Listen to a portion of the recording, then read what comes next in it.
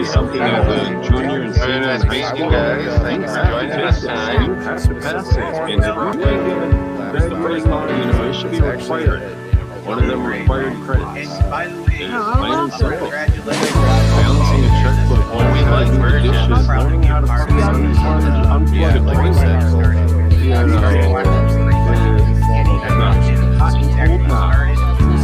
There's certain things that trade schools that we don't learn anymore because we push college.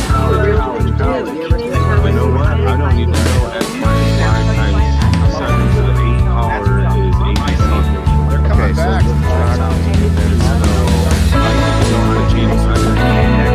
I need to know I need to know how to not use the whiteboard.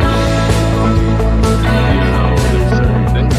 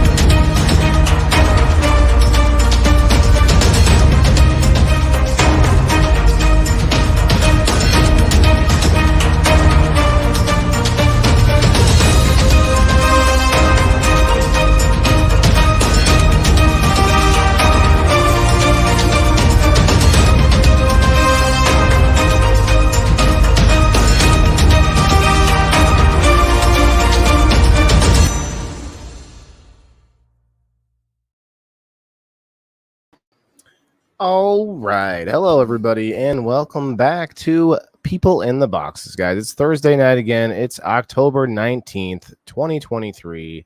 Let's go. Share the show with your friends and smash that like button.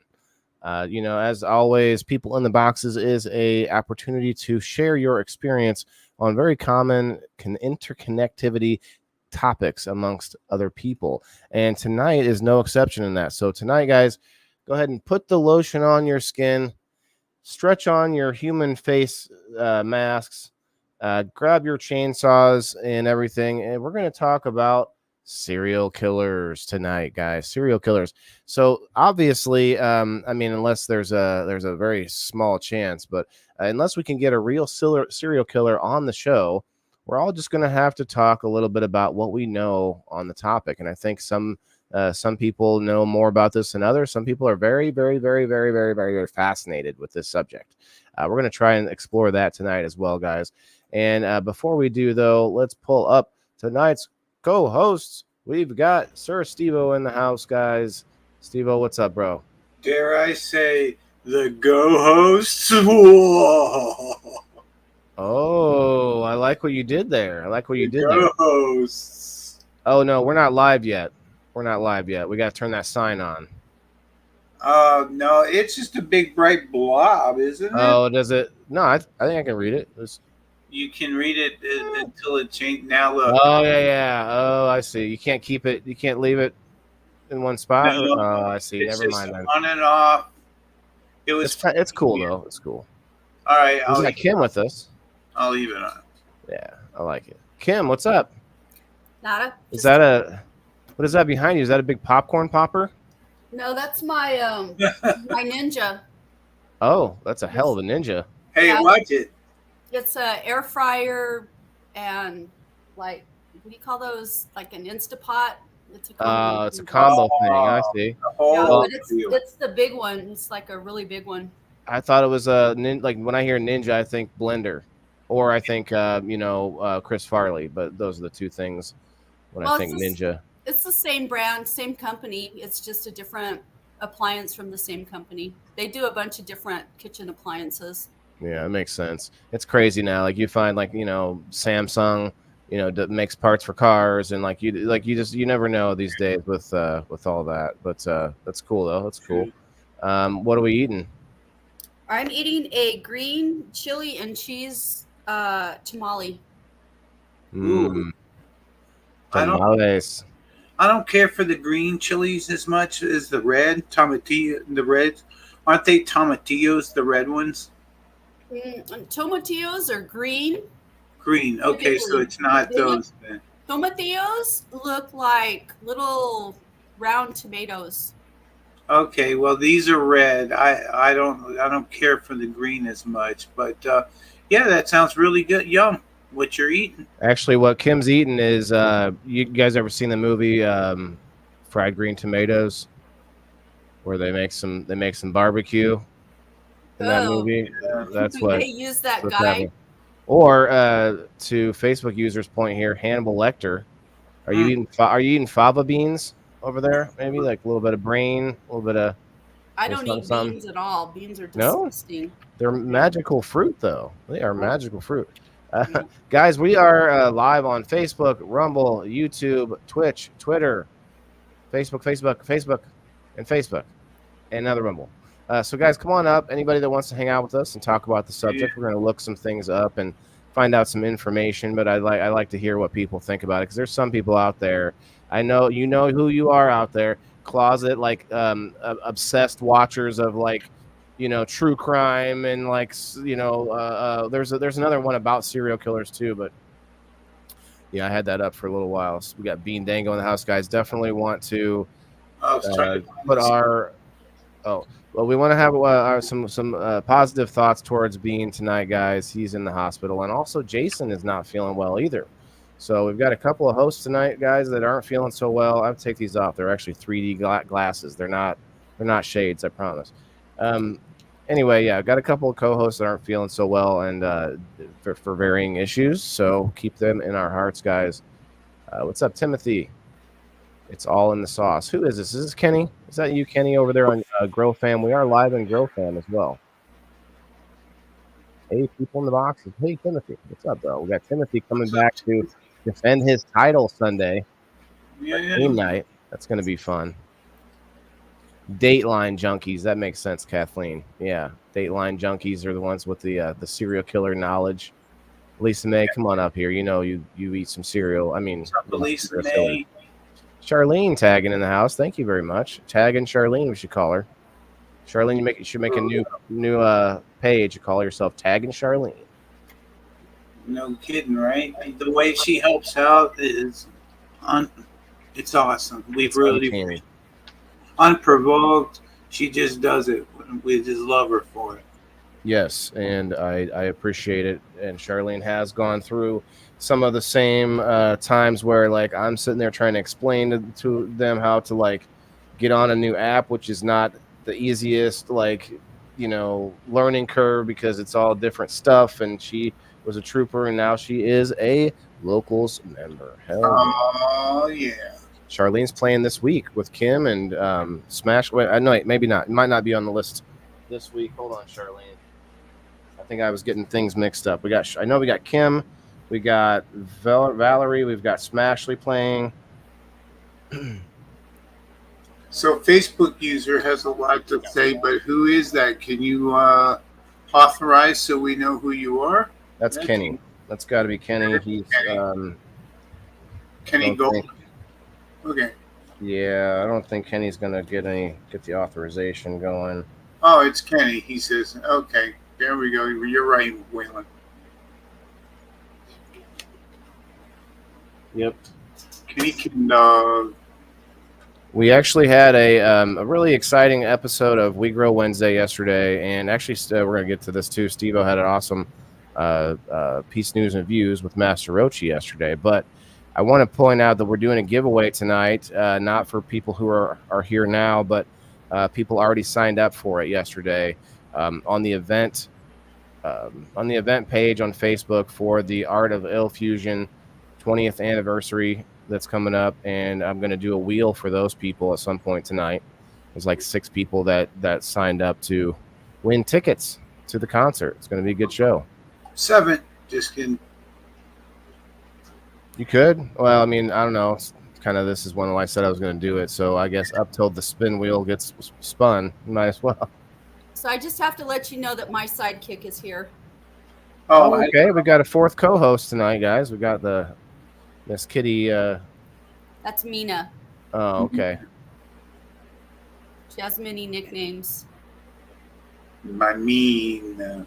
It reminds me of Edward James. Or no, that's not what his name is. The guy from Dracula saying my mean. I remember him saying that. Oh, yes. The guy from Dracula. Bram Stoker's Dracula? Yes. I want to say Oldman. Speaking of serial killers, Dracula. Gary Oldman. Yeah. Gary Oldman. Gary Oldman. I wanted to say Oldman. But, Gary Coleman. Oldman. Oh. Gary Coleman as a vampire would be good. So there's a serial killer for you. Was Vlad the Impaler. Now, that if you want to go back that far to the 1500s, I mean, that's Transylvania for you. I was going to look at that. I was going to look at the history because I don't think we used the term until much sooner, but that's definitely a serial killer. Genghis Khan, definitely, but although it's more about... I don't know if you could really classify those people as serial killers. That's just the way of life back then. Yeah, as more of a conquerors. Yeah, the more... Yeah, I guess you're right. That's true. Chaos That's true. and... What about Jack the Ripper? That's definitely the first... I think that's the first known... and we'll look it up to be sure here in a minute. I'm going to do a dab with everybody. I'm about 8 minutes late on the 7:10, guys. Cheers, everybody, on that. I'm going to do some Joe's Exotic, I think. Guys, I did pin the link on Wayland the Indoor Farmers page. If you guys want to come on up, man. We got 3 of us hanging out tonight. Nobody else going to come up. We're missing 3 co-hosts, although no one has to be here, so... Well, there's Melanie. Hi, Melanie. Oh, Melanie. Hey, all right. Oh, it's a fat dab. Cheers. I think I need one too. I'll wait for you guys to be able to, because when we all take one at the same time, that's a lot of dead air. That's a lot of dead air. So I'll wait. I've been up here in spirit, says Bean. Appreciate that, brother. Appreciate Chrissy. How you doing, Chrissy? What about that guy that lived in Pekin that had several female bodies buried in his yard? Wasn't that John Wayne Gacy? Wasn't John Wayne Gacy the one associated with clowns or something? I believe we're gonna look into it. Well, we're gonna learn something tonight, guys, because I don't know a lot about this myself. So, okay. We had a serial killer in my hometown here in New Mexico, the Toy Box Killer. Yeah. Toy Box Killer, you say? Yeah. Okay. That dude was nuts. Well, I guess all of them are nuts. John Wayne Gacy was in Norwood Park, Illinois. Robert Ben Rhodes was in Texas, Illinois, which I never heard of. That's interesting. Charles Albinez was in McHenry, Illinois. And then I remember him. or the name. Someone named Ripper Crew. It just says Illinois. Probably all over Illinois, I guess. I don't know. Yeah, the one from McHenry, Illinois. Tell me more about that. What year was that, at least? Just let me know. 1980 to 1981. So that was just before I was born.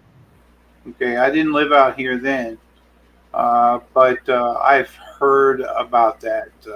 I believe that's right out by me. McHenry is not more than 7-10 minutes from me.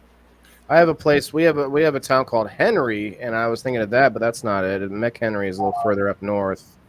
Yeah, it's way up here by me. So that's for Illinois. Kim, what state again? The toy box killer was No, in. what state are you in? I'm in New Mexico. New Mexico. Okay, so let's see. Let's type in New Mexico to see what all came from New Mexico. For sure. Oh, you know who's really close is that Night Stalker, I think. He was from El Paso, which is just 40 minutes east of where I'm from in Las Cruces, New Mexico. The toy box killer was David Parker Ray. Yeah. David Parker Ray. I'm on a different screen, guys. So if you see anybody wanting to come up, let me know, please. It would be nice to get some different people to tell us what they like about serial killers. What's your favorite? What's your favorite flavor? Serial killer, all that good stuff. You know. Do you like the ones that do weird stuff, like rip your skin off and wear it, or like make you wear lotion? Which one's the favorite? I like the guy with the glove of knives. You know, he comes in your dreams. You know. Oh wait, that's not right. That's not a serial killer. That's a movie. And I had nightmares about that mother trucker. Nightmare on Elm Street. Yeah. 30 years. Ugh. Jimmy seemed informed John Wayne Gacy was suspected in a few Pekin disappearances. Okay. Damn, y'all seem serial killing mofos up there. Okay, Jimmy's coming up. Yeah, Charlene said Jimmy seemed informed. Here he comes. We got Wayne Cruz in the house. What's up, Wayne? What's up, Jimmy Mead? Jimmy, what's going on? Now, John Wayne Gacy was suspected of several disappearances here in Pekin because he was opening a construction company here. Yeah, they thought that he was burying people in the concrete. Then Kathleen Jim has a good Sumner question. is the guy, the Pekin barber that they found a bunch of women buried in his yard. Kathleen says, why do you think serial killers are mainly men, rare for women? I think women play the long game. They just nag you to death. I'm just. You know what I think? I think that women are probably the biggest serial killers. They just haven't been caught yet. So all these unsolved murders, that's because these chicks know how not to get caught, bros. Yep. That's what it is. Yeah, women are unsolved murderers, and men are. That's right. That's the problem. Men are like the guy. What is it? Remember the Simpsons, Steve-O, where Homer keeps, or is it Homer or Bart, or they both do it at some point? They keep going after the cupcake that's electrified. Oh yeah. Keep grabbing it. I think men find out, oh, I like this, slitting throats or whatever, and they just can't stop themselves. The first notable American serial killer was H.H. Holmes, and he was suspected to be Jack the Ripper. Ooh. That was the first in America? Right. He changed his name and came to America, if I remember right. And what did you say, H.H. Holmes? We'll look it up here. Yep. Damn, There's actually a big attraction, a house that he built called the Murder House up in Chicago. You can take tours of. Real quick, I'm going to read the gender differences in the serial killers. In the world, men are arrested at almost 4 times the rate as women for violent crimes. Another theory regarding why they are more male serial killers rests in the reoccurring finding in clinical psychology that men are more likely to have paraphilias, atypical turn-ons, than women. So things like pain and other things that turn, But I don't know though. That doesn't seem right. Anyway, all right. That's what it says from the University of Michigan. So then let's look up. You said Hank Henry Holmes. I don't know his name. It's H.H. Holmes is what. Oh, H.H. Okay, my bad. Right. H.H. Holmes. I just came up with random H names. Like, what'd you say? Horn. Never mind. Okay, that's interesting. He looks pretty wicked, guys. Let's pull this up here. I would pull up the Rumble chat, guys, but we're going to be pulling up different pages here. So, but we do have 11 awesome people over there. I see you, Shane. I see who else is in the Rumble chat. Eric is over there. Sounds like Jimmy, you've been hitting your documentaries.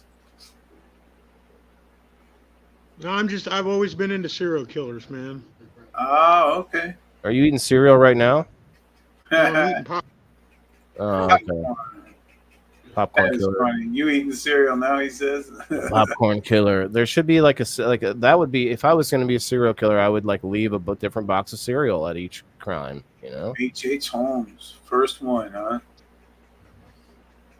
that's what they say. Says Herman Webster Mudgett, May 16, 1861, May to May 7, 1896. Better known as Dr. Henry Howard Holmes, or H.H. Holmes, was an American con artist and serial killer. That was from Wikipedia. Bunch of books, it looks like. But yeah, I do remember this. This is like the closest. This is the closest thing that they've got to figuring out who Jack the Ripper was. How many kills did he have? It has it right up there. Oh, did it? Oh, hang on 1 second.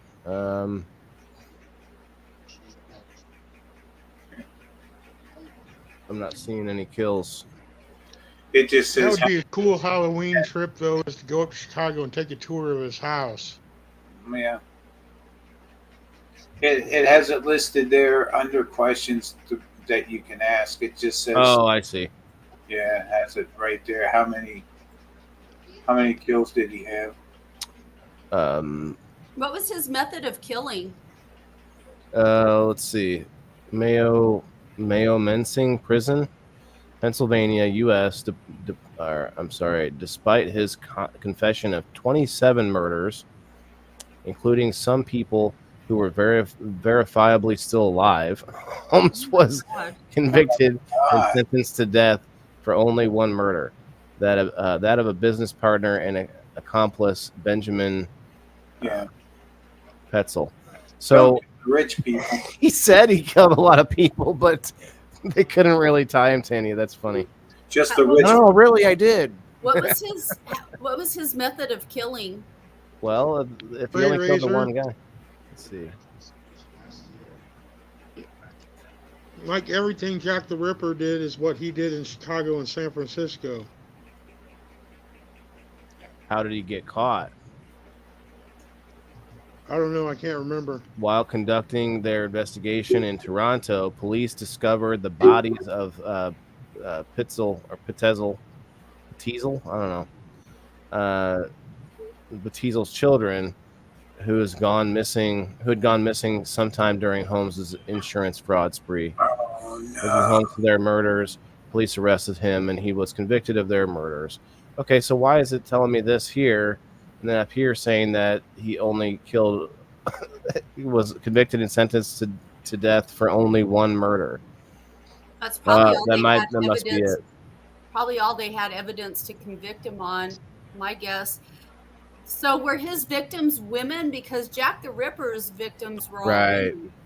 Not according to particular this. the way that he killed them. It says he's killed his kids too. It's kids, yeah. That's not exactly the same MO, but it was in the same method, I guess. The same, like Jimmy was saying, it's the same like way that he would cut them. Yeah, but that doesn't mean that he was Jack the Ripper. I don't know. There's more than that. There's more he than was that. in London, England at the time. There's all kinds of things that tie him to it. He was a doctor. Yeah. There's and they think that he was actually experimenting is why he was cutting open hookers and stuff. Shit. He was and they think Jack the Ripper was a doctor. Yeah. But again, to your point, Kim, I don't know what all the other details are, but I know they tie a bunch of them together with him, or at least there's no one else they can tie anything closer to. Well, Here's the first. mean that he go ahead. wasn't like more of a copycat. Oh, 100%. There's a lot of copycats out there, but it is weird though that he left from there at the same time and all of that. Maybe he knew him. Could be like his Yeah. like understudy or something, you know? Or maybe Um, he was just influenced by him. It's, Well, Yeah. I don't know. I have a theory that um, his research meant that he needed to see inside, whatever it is he was cutting at the time, just to take a look and see how things reacted or do an experiment that they couldn't tell from the autopsy that he had done. And you know what's funny about TV and movies and stuff? They take moments in history like that where that just are unsolved, and they get to just have fun with it. You Right. know, aliens and so whatever it is, like they just like they can throw all kinds of stuff at stuff like that. Which I've seen Jack the Ripper specifically done probably a dozen times in different ways. You know, Like the whole Richard Ramirez thing, you mentioned the Night Stalker. That was Richard Ramirez. mm-hmm. Him and Son of Sam, David Berkowitz, and the Zodiac Killer. Supposedly, I mean, there's a theory that they all were in a cult together. I can It see could that. be. Here's the first female serial killer. Legend has held that the first widely recognized female serial killer in the United States was Lavinia Fisher. She was born in 1793, but her birth location, maiden name, and any information about her childhood is unknown. And Ooh. Oh. you should check into Lizzie Borden. She was another famous serial killer. I don't kid. think she was a serial killer. Was it? She was Was it? Yeah, she just killed her mother and father. I know the saying. Isn't it just her mom and dad, or was it more than that? I I don't don't know. know, but I think she's classified as a serial Let's killer. see. I think maybe more than one might be. Yeah, I think serial killer is associated with her. I know that that's the way the song goes, if I remember. But I don't remember the song either. But I remember it was them killed her mother and father. Lizzie Borden took an axe. She gave her father 40 whacks. And Yeah. when she saw what she had done, she gave her mother 41. That's the song. Sorry. Okay, I remember that one. I remember that now. Good call, Waylon. Lizzie Andrew Borden, July 1860 to June 1st, 1927, was an American woman who was tried and acquitted of the August 4, 1892 axe murders of her father and mother. That's not answering my question, though. Notorious killer of wrongly, or was she wrongly accused? Oh, there's some doubt. This is CBS here. Well, she was never acquitted of the crime. So she was never punished for it. She went to court and she was acquitted. She was never charged. I mean, she was never found guilty. Yeah, she was accused. She was only accused. And she remains infamous for their murders. Murders occurred on August. Yeah, okay. In Fall River, Massachusetts, her father's body was discovered on the couch in the living room, and her mother's and her stepmother's body was found in the upstairs bedroom. Lizzie claimed she to have hacked him with discovered an the bodies axe. of her father about 30 minutes after he came home from his morning errands. Shortly after, the maid, Bridget Sullivan, found the body of Lizzie's stepmother, but victims were killed. Both victims were killed crushing blows to the head by a hatchet. Was she a stout girl, I wonder? I mean, crushing blows, man. You got to have a little bit of. Yeah, she was a medium build gal. Don't they have Okay. any pictures of her? Well, that picture right there. Oh, where am I? You don't have it up on the screen. You're still back on the Google search. I'm on this other. I only shared the one. You don't have it up. There she is. There you go. She's like, she's like the shot putting principal from Matilda. Damn. Jeez. Miss Trenchbull. Is this Miss Trenchbull? She'll take you out. Did you eat my chocolate cake? Oh no! Watch out! I will take you out. Don't you talk to me like that. No offense, lady. I'm just No offense. making fun. But yeah, she must have had some little bit of oomph behind her, you know. Yep. I don't know. Like that's the picture. Like I can't believe they show the picture of the crushed head. It's kind of really fuzzy and gray, so a lot of people won't be able to see it fully, but you can see it. What is this? A movie? Jeez. A lot of renditions of her on TV as well. Oh, sure. A lot of spin-offs, all kinds of things. Mm-hmm. The Science of Serial Killers, the truth behind Ted Bundy, Lizzie Borden. So a lot of them do call her serial killer. That's interesting. Now we're gonna have to look at the definition of serial killer. I think, y'all.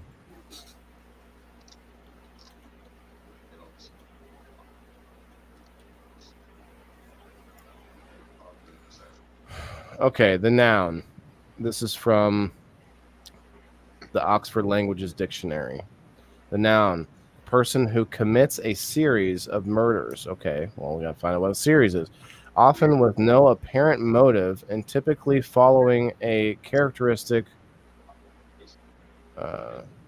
predictable behavior pattern. Okay. Okay.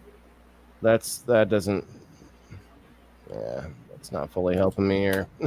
How many murders? Charlene says 3.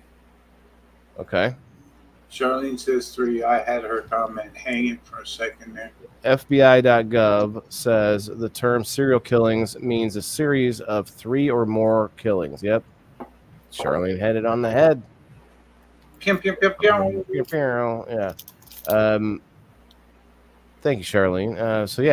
So she, like she's one short, I guess. They still talk about it because it's pretty infamous. I could understand that. I guess I can understand it. Well, it's just like the St. Valentine's Day massacre. Let's hear about it. When you think of You a know about it? massacre, you think a massacre is like a whole bunch of people, but that Valentine's Day massacre was relatively small. So a lot of the times I think the news, It was like 15 or 20 sensationalizes people. stuff. Huh? It was like 15 or 20 people. Yeah, but when you think of a 7 members. A massacre. That's a lot. It says the St. Valentine's Day massacre was the murder of 7 members and associates of Chicago's North Side gang that occurred on St. Valentine's Day, 1929. Yeah. Is this the same fight? No, that was in New York. The Gangs of New York. That was a hell of a movie. But anyway.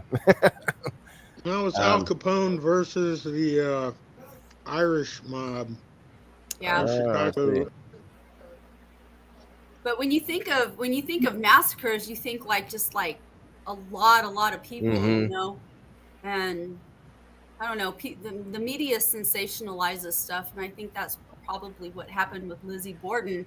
Plus, Yeah. You look at somebody like Lizzie Borden. She comes from a wealthy family. She's very, there's not, I don't know, people back then, wealthy people especially, like they kept their laundry out of public, and so it's really surprising when you have somebody that's got that kind of status in life and they step out of those ideas and expectations that society has of people like that, and it's just it gets sensationalized. Yeah, they call it the most notorious gangland slaying in history, and I can tell you that we have more kills, we have more deaths than that every weekend.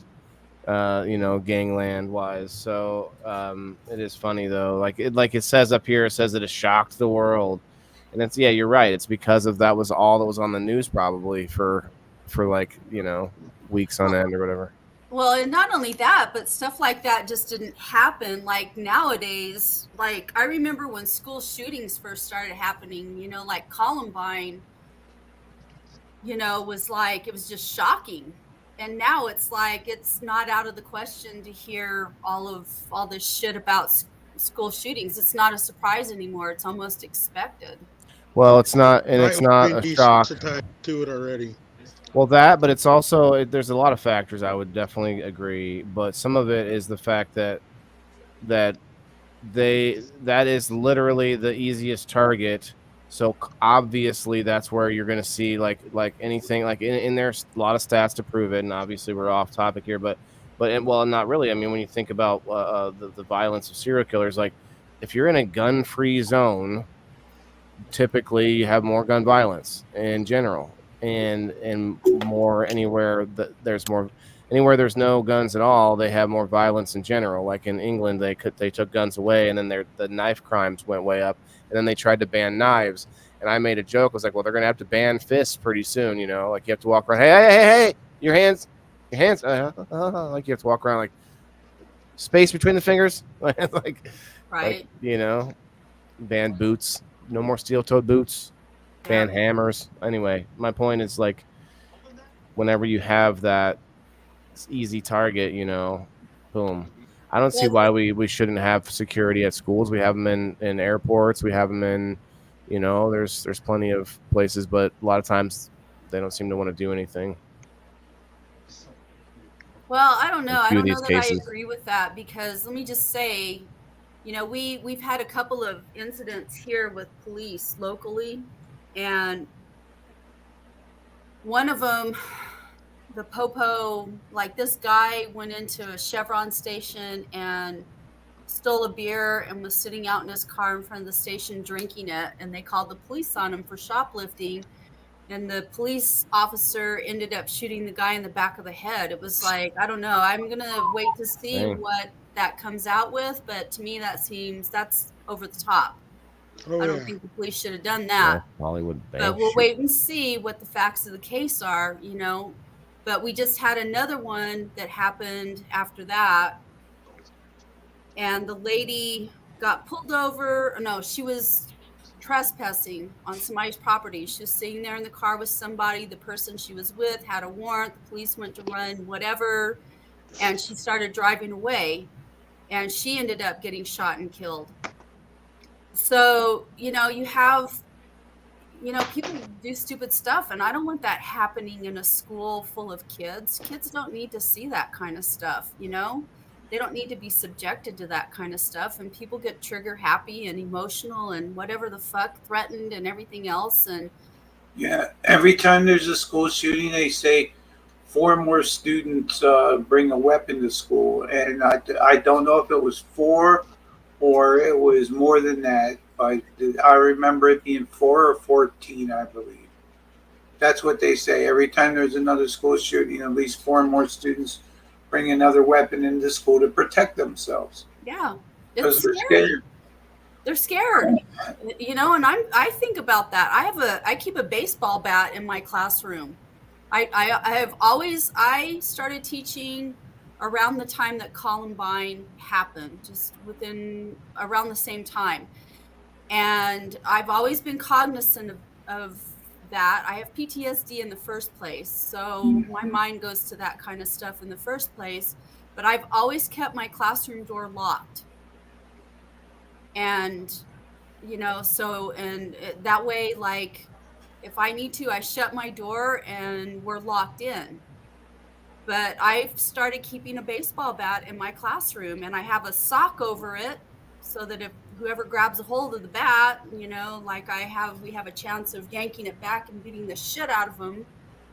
But I keep a baseball bat in my classroom because, yeah, the reality is there. You know, it's potential. And but you still don't think the security guard would be necessary, even if they're like if you look at the numbers, yeah, maybe you find a bad one every now and then. Like I'm telling you, there's a few situations where they were found to be pretty inept in these shootings. So I don't like those, of course, but I also think that we should be looking at it more like we're protecting our most precious commodity. Well, you know, it boils down to human nature. And I will say, I can't speak for every instance of security in every school because everybody's so different. There's too many variables. But I will say that when I went to high school, we had actual cops. What if our security guards here at my school are not former police. They are low paid, and I can't say that I would want to stick my neck out and be killed. I mean, these guys have family to go home to. One of them's my friend, and he's got young Very children. good point, Jane. So it is a good point. They don't have police training to deal with that kind of stuff, and I don't know that I would, if I were in that circumstance, that I'd want to stick my neck out and get killed. And I can't blame them, Well, and that's the problem too, because we end up paying them a wage that the people that get attracted to those jobs are the ones that want authority, want to be able to be able to boss someone around and things like that. Sometimes you see that in the security industry. Yeah, you do. And they're trained for it, though. They are not trained for that. No, they're not trained like a police officer to lose their life. No, the people Wheeling are talking about, the ones that come in and they demand high pay. They demand higher pay as well because they are trained for this type of thing. And if they're going to be saving lives and putting their lives at risk, they deserve that pay as well, I believe. Right. Sorry, Kim. I didn't realize. Yeah, that I was agreeing with you that they're not paid and they're not trained to fully handle the situation. Yeah. Honestly, go ahead. Sorry. No, you're fine. You're fine. Well, they're not. A lot of them are not trained to even handle weapons. What do you think about teachers with weapons? Huh? Teachers with weapons that are already card holders. Hell no. I like that idea. I think if you go any way you go, you're talking about an increase in violence, no matter which direction you're heading here. And you know what I mean? Because you are in the military. Yeah, so and a lot of teachers are. A lot of teachers are in the military. And you know what it takes in order to be accurate and all of that stuff with a weapon. Now, I don't know what you did in the military. I didn't have a combat position. So I wasn't combat trained for a weapon. I was trained in weapons, and I've been around weapons most of my life. In order to be accurate and non-emotional and whatever with a weapon, there is training that you have to undergo to be specialized in that. And most people do not have that kind of training. Yeah. Well, like concealed carry training, like a lot of private citizens. It's a mindset That's right. that you have in being comfortable in dealing with high pressure kinds of situations. There's statistics out there, and I haven't looked at them in a long time, and I don't really know what they are. But most people, let's say you buy a weapon and you sleep with it by your bedside. Right. And let's say you get woken in the middle of the night with an intruder coming in your house. The majority of people in those circumstances are not going to have their wits about them to be able to squeeze off a shot that's going to actually do any good. That's an opinion, though. Everything else except the person. It's a trained thing. It's a thing that you have to keep training with, and that's every person that decides to buy a firearm. You have to get into that. If you decide not to. But the thing is that you're not going to get that training by going out to a shooting range and shooting at a non-moving target, because it's a different situation, and people are not prepared for real life situations where you've got a moving target.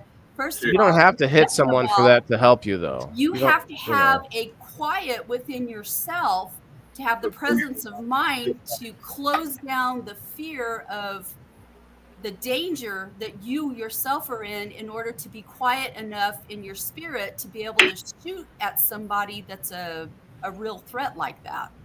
And not everybody has that capability. I mean, everyone has to fight or flight, Exactly. Decide for yourself if you want to fight. And today's weaponry is the general handgun is your today's thing. And if you decide that you're going to buy it and not be trained, then you're right.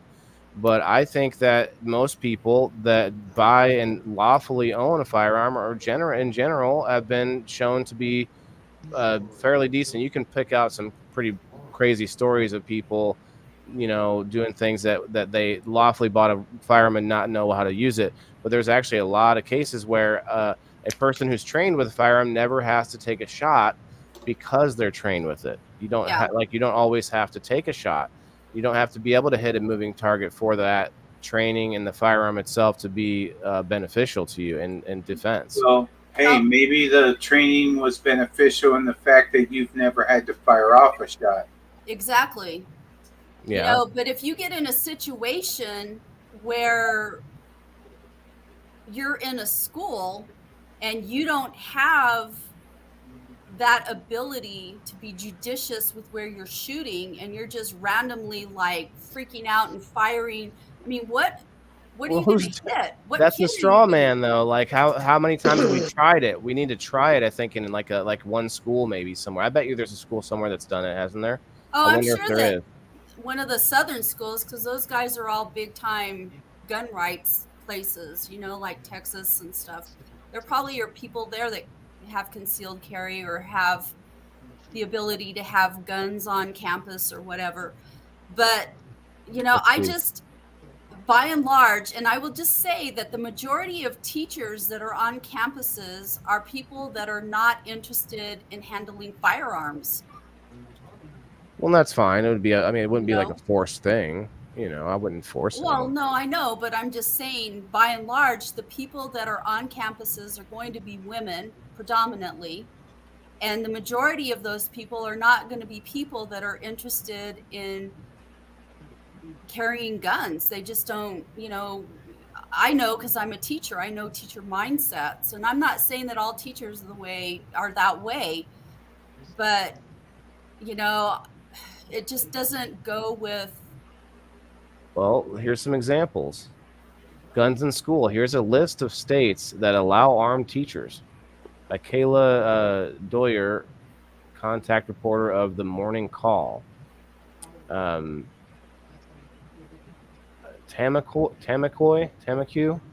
School District's controversial decision to allow teachers and staff to carry guns raises the question. Can school districts simply decide to allow teachers to possess guns in school grounds? In almost half the country, yes, but the legal arithmetic across the United States is very inconsistent. Let me zoom this in a little bit. Broadly, federal law prohibits firearms within 1,000 feet of a school zone, but the Gun-Free School Zones Act passed in 1990 does not apply to adults with concealed carry permits. Many states have opted to pass laws prohibiting concealed carry in schools, but at least 10 states allow it, according to a report by the Education Commission of the states and current data from the Giffords Law Center. Let's see, we'll not go too crazy into this, but Alabama, Alaska, makes sense, Idaho, Illinois, Michigan, Missouri, New Hampshire, Oregon, Rhode Island, South Dakota, Utah, and Wyoming. Hawaii does not have a relevant statute. Okay. Pennsylvania law does not expressly allow concealed carry in public schools, but it offers a defense for a weapon used in conjunction with a law-supervised school activity or course, or is possessed for other lawful purpose. Interesting. That's like a whole mouthful for basically the same thing. Presumably, a police such as the one enacted policy, such as the one enacted by the Tamakoy Area School Board, falls within this category. These 8 states have policies that significantly allow school employees other than security personnel, which are allowed to carry guns in 28 states. Oh, wow. To carry guns on school property, though, they may need the district's permission. So a lot of states, I think, are going different angles with this. Now, I mean, we don't really think of mass shooters when we think serial killers, but I guess they all fit the bill, don't they? I personally feel like these school shooters are truly serial killers. They may not be your traditional serial killers. You know, a lot of the times it's faster, you know, less time. Developmental kinds of things that serial killers exhibit, like, you know, mutilating animals and stuff like that. But I personally feel like these school shooters are serial killers because You know, it's kind of the same thing. Mhm. And a lot of these serial these people that do these shootings have serious mental health problems. And every Well, I think serial most killer serial that you killers look do. at Yeah. has got a history of some kind of mental illness. Yep. Yep. And you know what's funny is like some of these actors that play, for one, that the method actors and the ones that play parts so deeply, they get broken, man. And I swear, like sometimes that's from like we saw it with Keith Ledger, we saw it with Robin Williams. I don't know exactly what that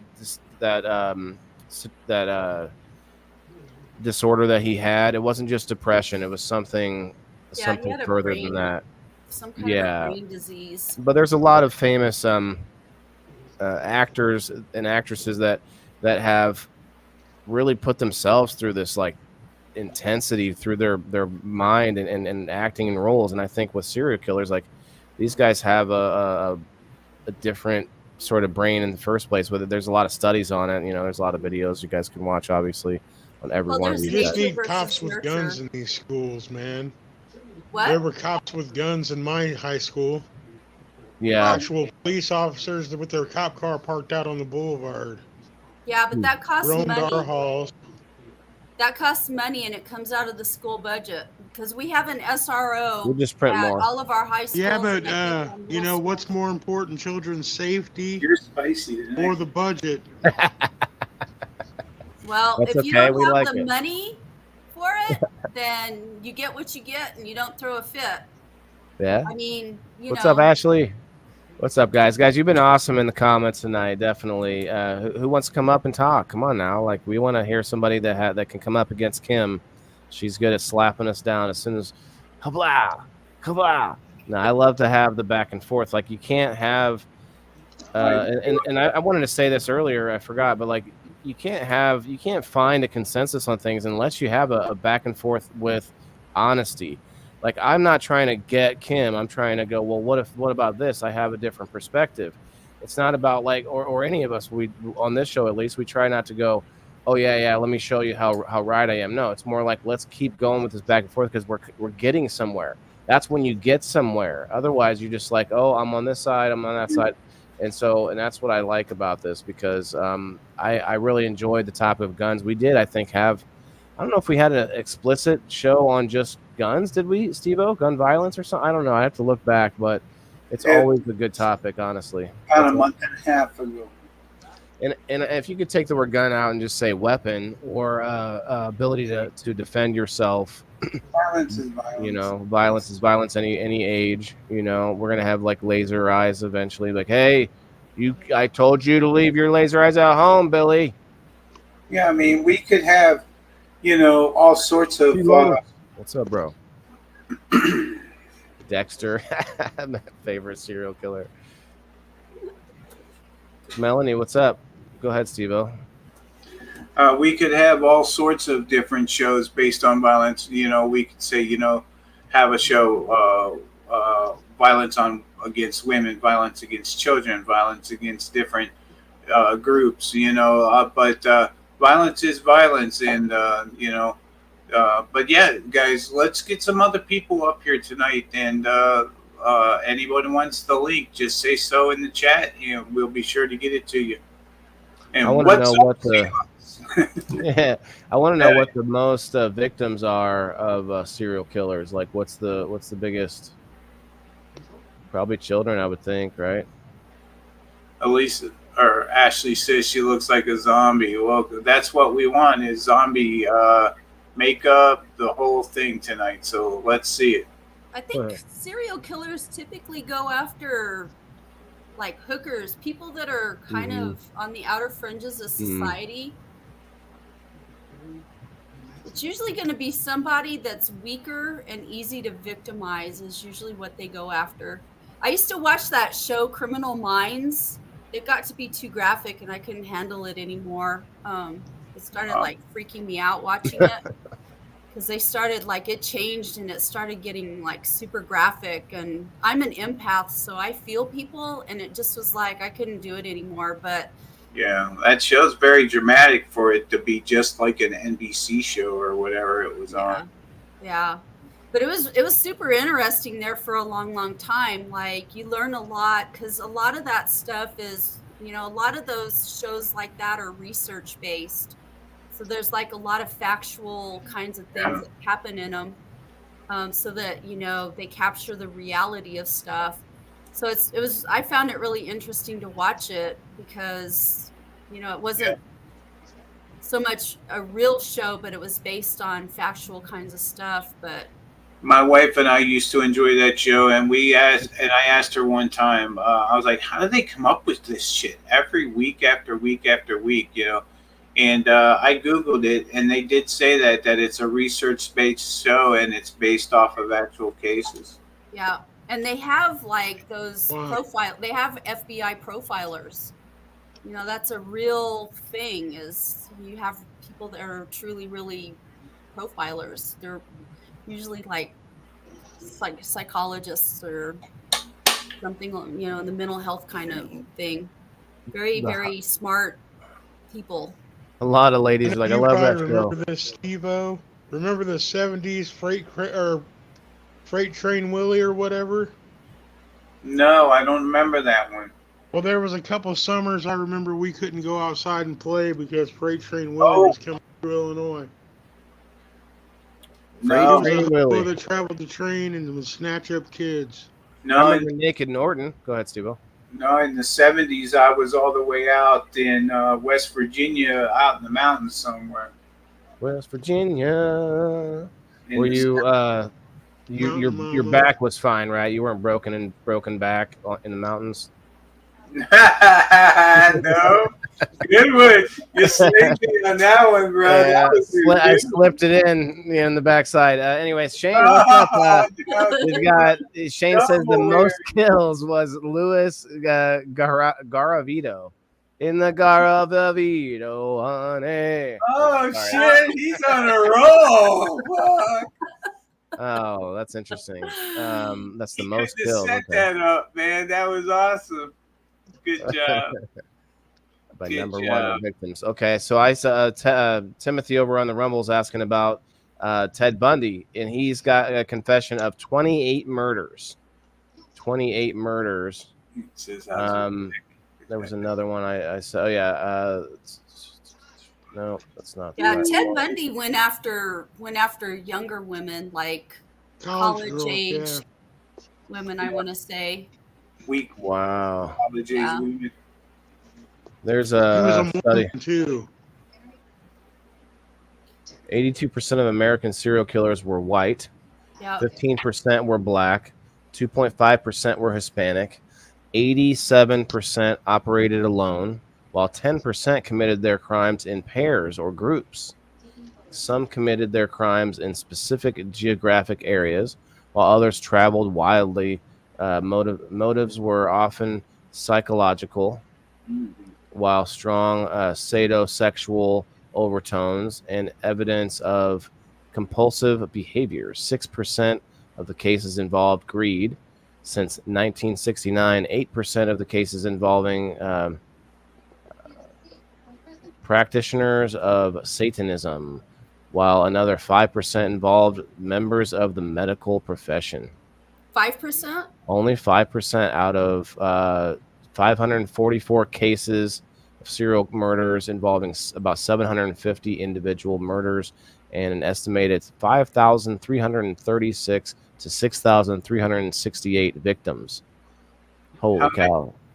Wow. How many was it? What percentage was the weirdos and sadomasochists and all those guys? It didn't give. It said it didn't give me a percentage of the.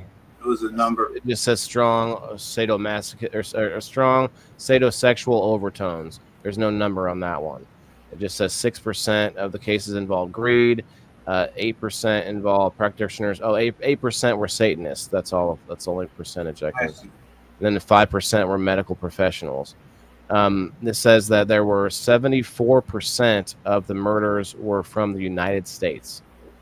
Oh shit! Of the murderers, Wow. I'm sorry, 74%, and that's from this is from the Hunting Humans article, an encyclopedia of modern serial killers. It was published in 1990.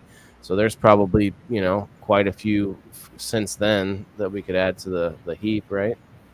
Well, I don't know that I would necessarily agree with the statistics on American being, really high motor, being serial killers or whatever. I feel like there's countries. I feel like Russia's probably got a lot of serial killers. I read some stuff. God, it's been a while back. See. About serial killers over there. And, for so many years, and even still to this day, like that's not a real open society for people to really go and study. And I Right. don't know if they keep track of those kind of statistics over there, but I'd be willing to bet you that Russia has a lot of serial killers. They have a very, very brutal society. And a lot of those people historically over centuries have been brutalized, Here we go. I got something for you. We'll look at this chart. Countries with the serial killer by country, guys. We're gonna paint by numbers today on the serial killer by country. Y'all, everybody, get your friends, bring your kids in here, and let's look at this cool map, everyone. Different colors. So, well, it breaks down easier here. 20 countries with the most documented serial killers. Says number 1, United States, 3,204. Yeah, that is a big problem with so many of the numbers of everything in the world. Our kids, our school rates, all these things, math, all this stuff. A lot of countries do not report their low ends of those numbers, or report all like whole sections of numbers when it comes to certain things. In the United States, generally, like the doofuses that we are, we decide to go ahead and we report everything from the ups and downs all the way to our lowest scorers on tests and all that.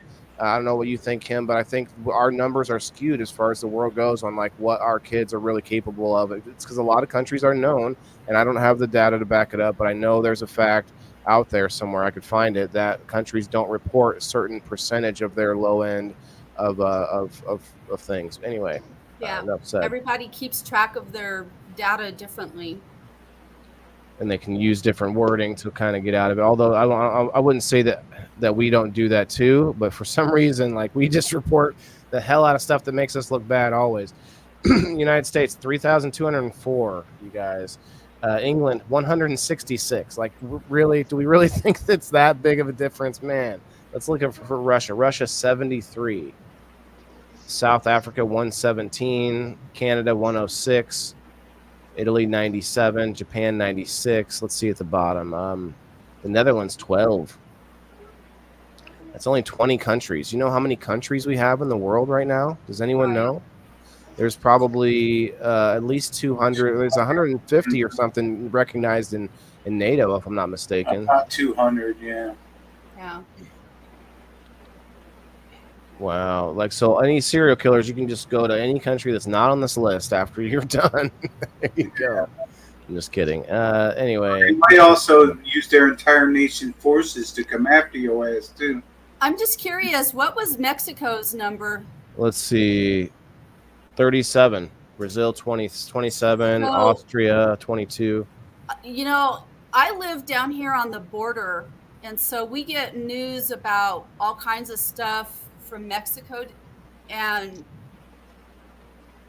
one of the things associated with a lot of this cartel kinds of stuff is how these cartels will mass murder people. Like you'll go out and find them out in the desert where they've like taken a bunch of people and just executed them out in the middle of the desert, and none of that stuff. And there's hundreds of people that have had that happen. One, and two, it hasn't been for a few years. At least I haven't heard anything. Probably in about five years, maybe longer. I'm not sure. They had a really big problem for about 10, 15, 20 years where women in Mexico would disappear, and they would find them dead in the desert. They even had like FBI profilers that came down here and were trying to help the Mexican government. And I just feel like a lot of that stuff is underreported, and I don't know why. There's a For lot sure. of inconsistencies in these systems. Sometimes it's just to Right, like right. I'm sure help the us. cartels have wiped out whole villages down Oh there. hell yeah, Right. and they're we know brutal. they have. Yeah, there was a was it Mormon or there was a religious group of people that decided to make their own. Oh, Um, they made a stand against the cartel. Yeah, that group of Mormons down there. well, part of it was because well, what I heard anyway. Who knows? We weren't there, but was supposedly their vehicles and stuff, the coloring and everything looks like a rival cartel or some supposedly whatever. But I want to stop real quick. Top Shelf Terps in the house. What's up, bro? He says Gulia Tofana and her poisonous cosmetics made with belladonna, arsenic, and lead. That's interesting. I've not heard of that one. Definitely not heard of that one. I think If anyone I've heard else- of that. I don't know if Aqua it was Tufuna, associated with anybody in particular, but Melanie's I've heard of this about- one. Yeah. Melanie, come on up. What are you doing? She's getting ready to go out. Oh, okay. I missed something. She had to go to work. My ex could be a serial killer. Jeez. Lisa May's always. Listen, don't talk about Joe Kelly like that, all right? Cartel kills probably aren't counted in serial killing. That's the other thing Because they're changed. solved. Yes, that's true. But also, this is the other thing is that they need to update the definition of serial killer. There needs to be some sort of like only one or two people involved. You know, maybe some kind of a amount of time, because they call a mass shooter, but that's not a serial killer. They need to update that definition because it didn't make a lot of sense when you could put a lot of people in that category, right? Like you were just saying, you can put a lot of people in that category. Killed 3 people, okay? Like what? So that like there's a lot more that qualify. We need more things like over a over several day period, or I don't know. Killed in the same manner. I bet if you were to Google how many Mexican cartel kills there are every year, Waylon, that you would see that it would be far more than the serial killers. That If would you'll find the real numbers, maybe. Yeah, but it wouldn't be serial killer numbers, obviously. Right. That's my point, homie. They wouldn't count it. Yeah, it would be counted as like I don't even know what they'd count it as, like just unfortunate incidences. Yeah, just murders. You would think that's probably what it is. Just cartel murders. I think I agree with Jimmy though. Murders that are done in a similar manner. Although I guess cartels and gangs do that though. There's definitely a certain like way that they take someone out. Yeah, cartels I think have it probably has to do with the kind of if it's associated with a particular kind of crime. Because serial killers, a lot of the time, there's not a rhyme or a reason for what they do. It's more psychopathic or sociopathic. Yeah, they just want to see what's inside. Cartel killings are related to gang activity. Yeah, it's just business, baby. Yeah, it's business. It's not like this random weird. Hey, we've got Militant Mind back over on the Rumble. We met a Rumbler yesterday, y'all, from Rumble, and we actually got him to come over to Facebook to get into a giveaway. And he was like, I don't use Facebook, but we got him come over anyway. And now he's back over on the Rumble. Let's go. Cheers, y'all. Hit that like button if you're over on Rumble. We might do a giveaway or something, liven up things around here. I got a couple more. $10 off tickets for thegrowfam.com that I can give away. So hit that reaction, guys. Share it out. Let's get some people up in here. I'm not going to worry about where you're at. Let's just try to get a combined number to go up there a little bit. Steve-O, what's the Steve-O Rumble looking like? I had it open a minute ago. Let's see what it says here.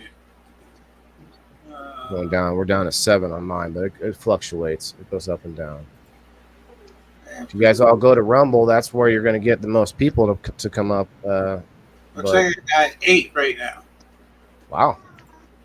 we've got about almost 30 people still just across platforms, man. That's awesome. I wish they would get them all connected. By the way, I followed you from the Grow Fams Rumble tonight, so you got a new follower, at least from me. Cheers. Elisa May wants to come up. I pinned the link up on the Whalen Indoor Farmer page. If it's not grabbable, Elisa, I'll just send it to you. I'll send your link. Been a good discussion, though. I've definitely learned some things. I'm not one of those people that watches those types of shows. Like, I can get into a good forensic files. You know what I mean? Like, I like to see how they solve the cases. I just don't. That's just not my go-to thing to stop and like to watch it. I don't really love to watch reality. Bean and I have talked about this. Bean likes to watch stuff that can really happen or that has really happened. And I like to, when I watch things, I want to be taken out of reality and watch some shit that just isn't ever going to happen, you know, or some things that are possible but like futuristic, you know what I mean, things like that. And so there's a disconnect. I don't really love watching the nonfiction stuff. Who do you think is our most famous serial killer in history? I would say Jack the Ripper. Yeah. Probably Ed famous. Gein is what I think. Who? Ed Gein, the dude that they made so many movies about. Psycho is about Ed Gein. Oh, Psycho. Psycho. Massacre is about Ed Gein. What about Norman Bates? The Bates Motel. That's who I'm talking about. Ed Gein is the same guy. The character Norman Bates was based on Ed. Oh, I forgot the movie was called Psycho back then. My bad. I was thinking of American Psycho, the Christian Bale movie. That's a good movie. Yeah. Cheers, everybody. Cheers, bud. I don't think younger people, like, I never associated the movie Psycho with that Ed Gein. I didn't even know who Ed Gein was until recently. Well, mine and Steve-O's generation, we were obsessed with heavy metal music and horror movies. See, I'm obsessed with heavy metal music, but I'm not obsessed with horror movies. They scare the shit out of me, and I try not to watch them because they give me nightmares for years. Yeah. Ted Bundy being 28 murders. Do we call like cultists like what's his name, Charles Manson? He's a serial killer, right, or no? He actually didn't kill anyone himself. Yeah, he had people do it, but nowadays he was considered I would consider him a serial killer. You know what? I'm on this page on my phone called the Crime Museum, and it differentiates serial killers, mass murderers, and stuff. And it says that serial killers are typically... Have a good night, Melanie. Good night, Mel. Kill in a single location. What did they say here? Where the hell was I? They have like cooling down periods. So it's more of, serial killers have more of a mental health component to what they do. Whereas other types of killers, like mass murderers, they differentiate serial killers from mass murderers. Yeah, I think there's something where it's like they do it again, they come back and they do it again. Mass murderer is like usually typically a single event. Yeah. You know, where they just keep going as they're like broken or they snapped or whatever at that point. And they say that they're generally dissatisfied people that have poor social skills and few friends. They're less obvious than serial killers. So. Well, we all agree mental health is mental health is a problem. But here's the issue, man. It sucks. It sucks. We're so bad because the more that we give up for something that's unseen, something that's almost opinion a lot of the times, whether or not I think you have a mental problem, the more that we give that up, the more that we give the freedom up to do that, the more they're going to use it against us. Like that scares me to death, to get carried away one day in a straitjacket just because my opinions aren't accepted anymore. Some 1984 shit. It's like, you can't say this word anymore. You've said red too many times today. You've hit the like button too many times. You're now considered spam. Like, that shit is gonna be like, oh, we think he's got a mental problem. As soon as like So like in a way, I'm kind of glad they got rid of the mental, institutions, but they still have hospitals with mental wards and all that. So what do we do with our mental health, man? Is it we create AI that can actually tell us if we had a problem, but whoever creates the AI, imprints their own views into the code a little bit even by accident. So what do we do? Yeah, but some of those people, most of those people are psychopaths and they don't feel. What people? Serial killers. Yeah, but my point is, like, we're talking about most of them have mental issues, and my problem is, like, it's so hard for us to fully be like, okay, we got to lock up that person because their mental issues are worse than everyone else's mental issues. You know what I mean? And a psychopath is a mental issue. Yeah, like but how my do we? ex-boyfriend, he stabbed this lady 21 times. He told me that lady down there got murdered. A couple hours later, the police were boom, boom on the door. And they arrested him for stabbing her 21 times. He looked me dead in my eyes and told me that lady was dead. And he didn't feel nothing. And this was hours after he did it. Yeah, that's more sociopathic, or maybe like you can disassociate emotionally with the situation. But if he didn't get caught for that, he probably would have killed me or somebody else again. Over. Right, I get what you're saying. Wow, yeah, right. If he got away with it. Oh, I totally agree. Like, you can't, but it's so hard to, like, the whole, like, he got away with stabbing that lady. No, that's why they arrested him. She's saying that if he did, then he would have probably done it again. But you guys have seen, if you've seen the movie with Tom Cruise, what is it, Minority Report? Like, knock on the door. Hey, you're about to commit a crime tomorrow. So we're taking you in today. Like, whoa! I didn't even have a thought. I don't even know that person. Yeah, but this person tomorrow cuts you off in traffic, and you decide to just murder him. Like, man, like, do we want that? And so it's crazy.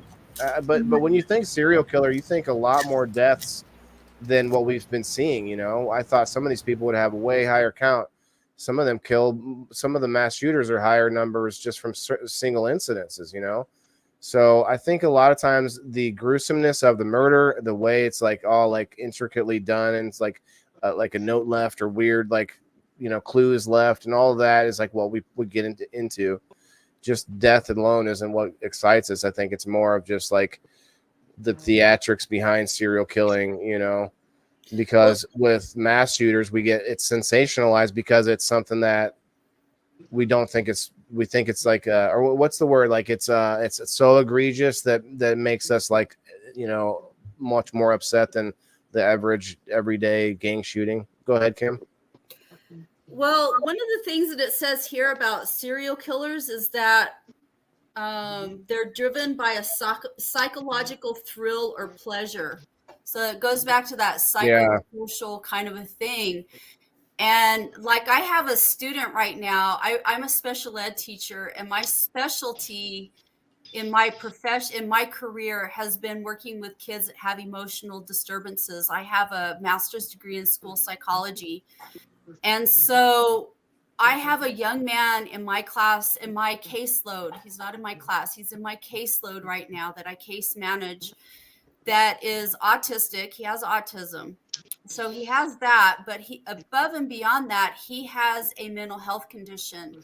And when he came into me as a freshman, it was like, bam, right off the bat, man, my radar went off on this kid. And I was like, this dude, and so we pursued some things, not like trying to categorize him or to, harm him, but to get him help and to try to figure out ways to deal with this kid, teach him coping mechanisms and stuff like that.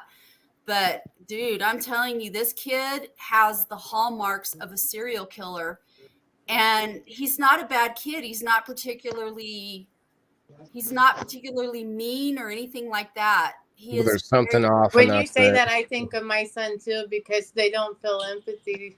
Well, Well, you know. he feels empathy. Not all autistic kids are the same. They vary. Yeah. He has empathy, but he's very disassociated with stuff. And he likes, the thing about him that makes him scary is that he knows when he likes to scare people, and he likes the power and control that he gets with doing that. And that's a hallmark of a serial killer, because they like that. It's a psychosexual thing for them. They get a charge out of that. They get a good feeling from that. They like that feeling of having that power and control over people. My son's not that way. He loses control, and I don't feel like he feels power or anything when he's like that. I don't think he's himself or knows what's going on in those moments. This kid is very aware of what he's doing, very aware, because he'll sit there. He's very, very dark. He's very dark. He scares people with horrific kinds of things.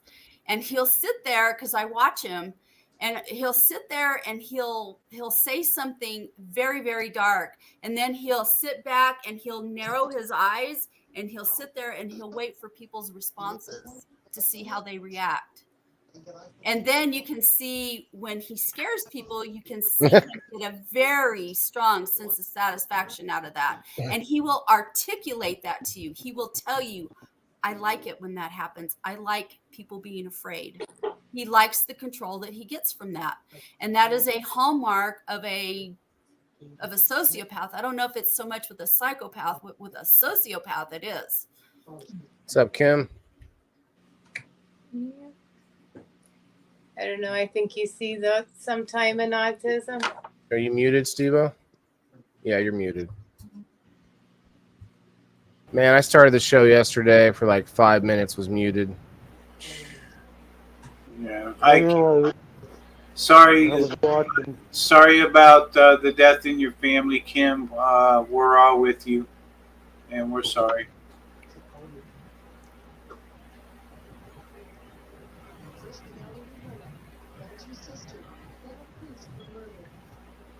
Kim Cooper. Oh, yeah. Sorry, Kim. Yeah. Yep, everyone put your thoughts out there to Kim, guys.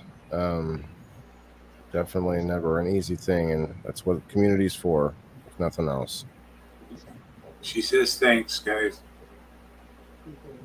I know she appreciates it.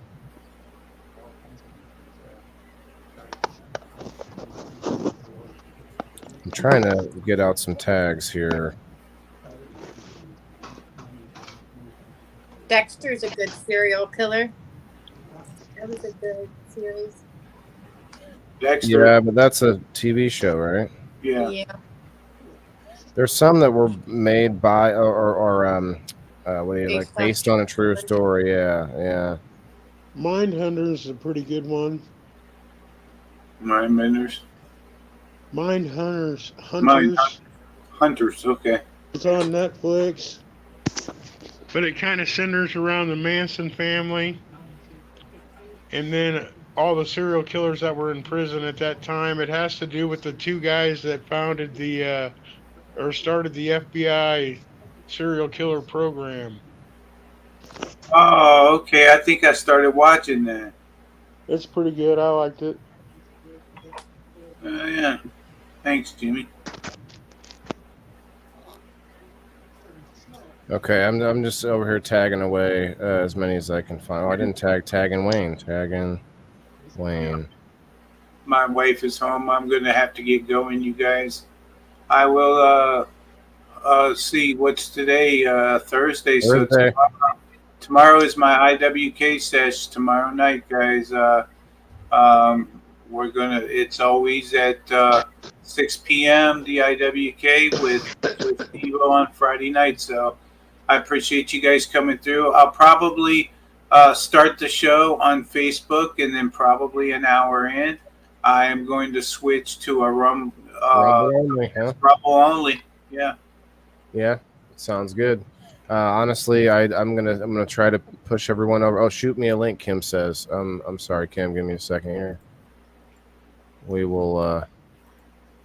I'm sure Oh. Kim has some thoughts on the subject. What about Kelly? Does she have any thoughts on? I mean, come on, all the ladies seem to be like into these kind of shows. Come Well, on now. she's downstairs, but yeah, Right. I'll scream for I her. could probably wait until a few minutes for her to come up.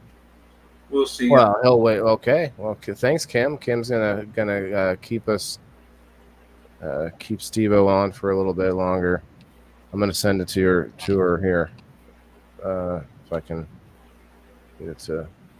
Your opinion on serial killers? Kelly should want to do this. She watches a 24-hour a day Dateline channel. That's nothing but Yes. serial killers. Bro, she's gonna go crazy. She's gonna love this topic. Kim, I sent you it linked in the DMs there. Got 12 on the Facebook, 11 on my Rumble. We'll pull the Steve-O Rumble up. 10, 11 over there as well, guys. Hell yeah. I wish we could get those numbers to consolidate into the StreamYard. But hey, that's why I like to look at them and say them. It's not to like, I don't know. I'm not trying. I feel like that sounds weird when I do that, but I'm trying to let you guys know if you're watching us somewhere and you're by yourself in the chat, there's 30 people watching with you, you know, like Yeah, right. still people here, I promise. 15 over on the Facebook. Get them in here, guys. Tag them, share them out. I'm going to do a little giveaway.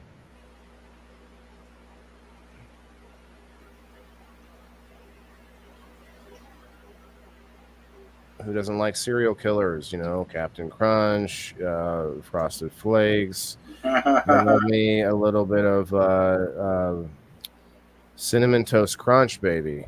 Cinnamon Toast Crunch all day. You're muted, Jimmy. Rob Law, what's up, bro? Rob, ironically, those are all killers. Are they? Yeah, all those sugared cereals. Yep. Oh yeah, they are heart killers. They kill a lot more people than any serial killer all day. That's true. That's very facts right there. Rob, what's your favorite serial killer flavor? The best I get is some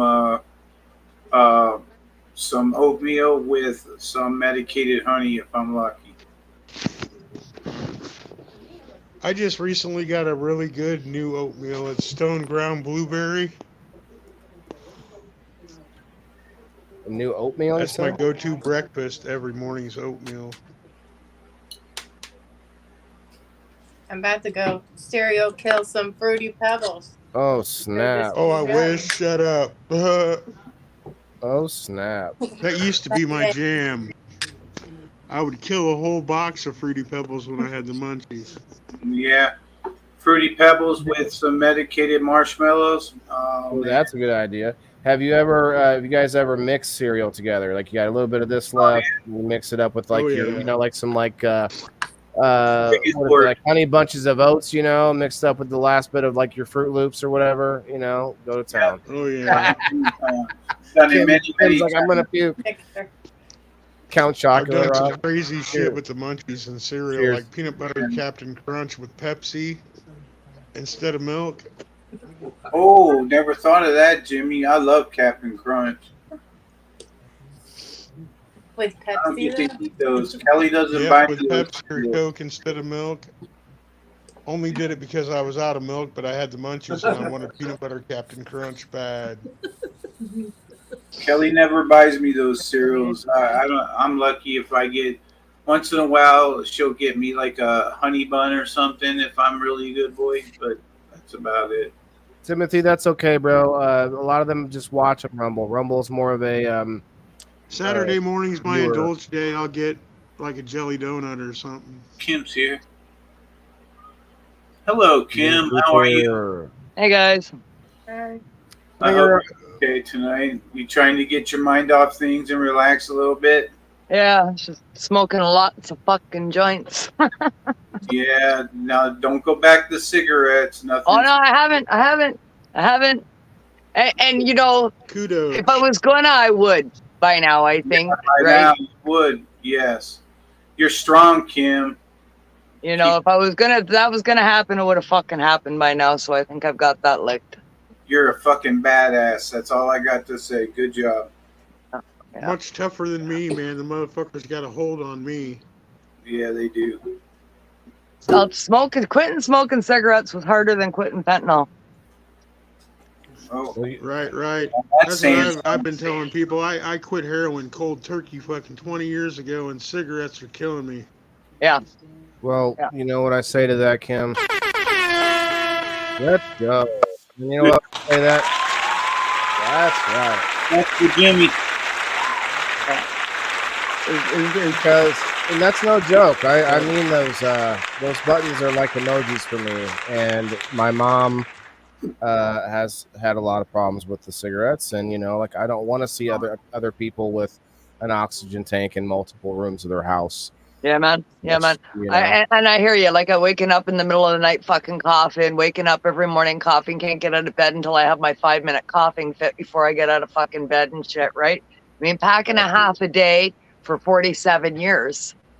It changed my voice. My voice is different. It's very much, it's more scratchy now than it ever was.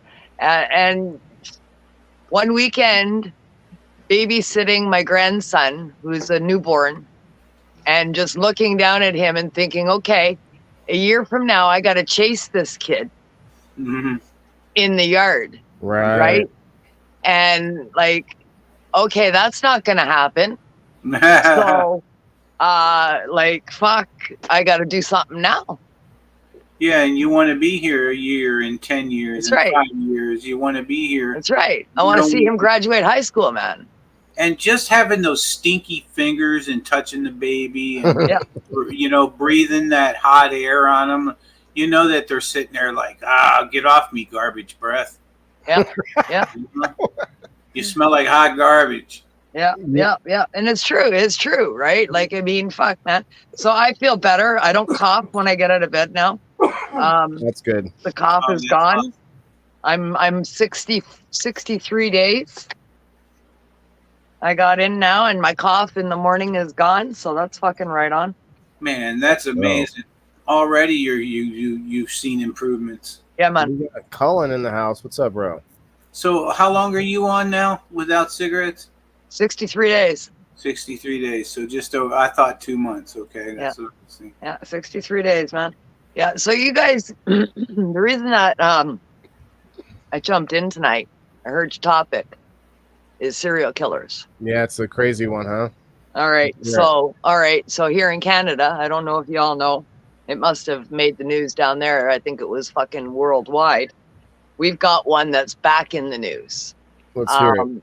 One of our notorious serial killers here in Canada, a guy by the name of Paul Bernardo.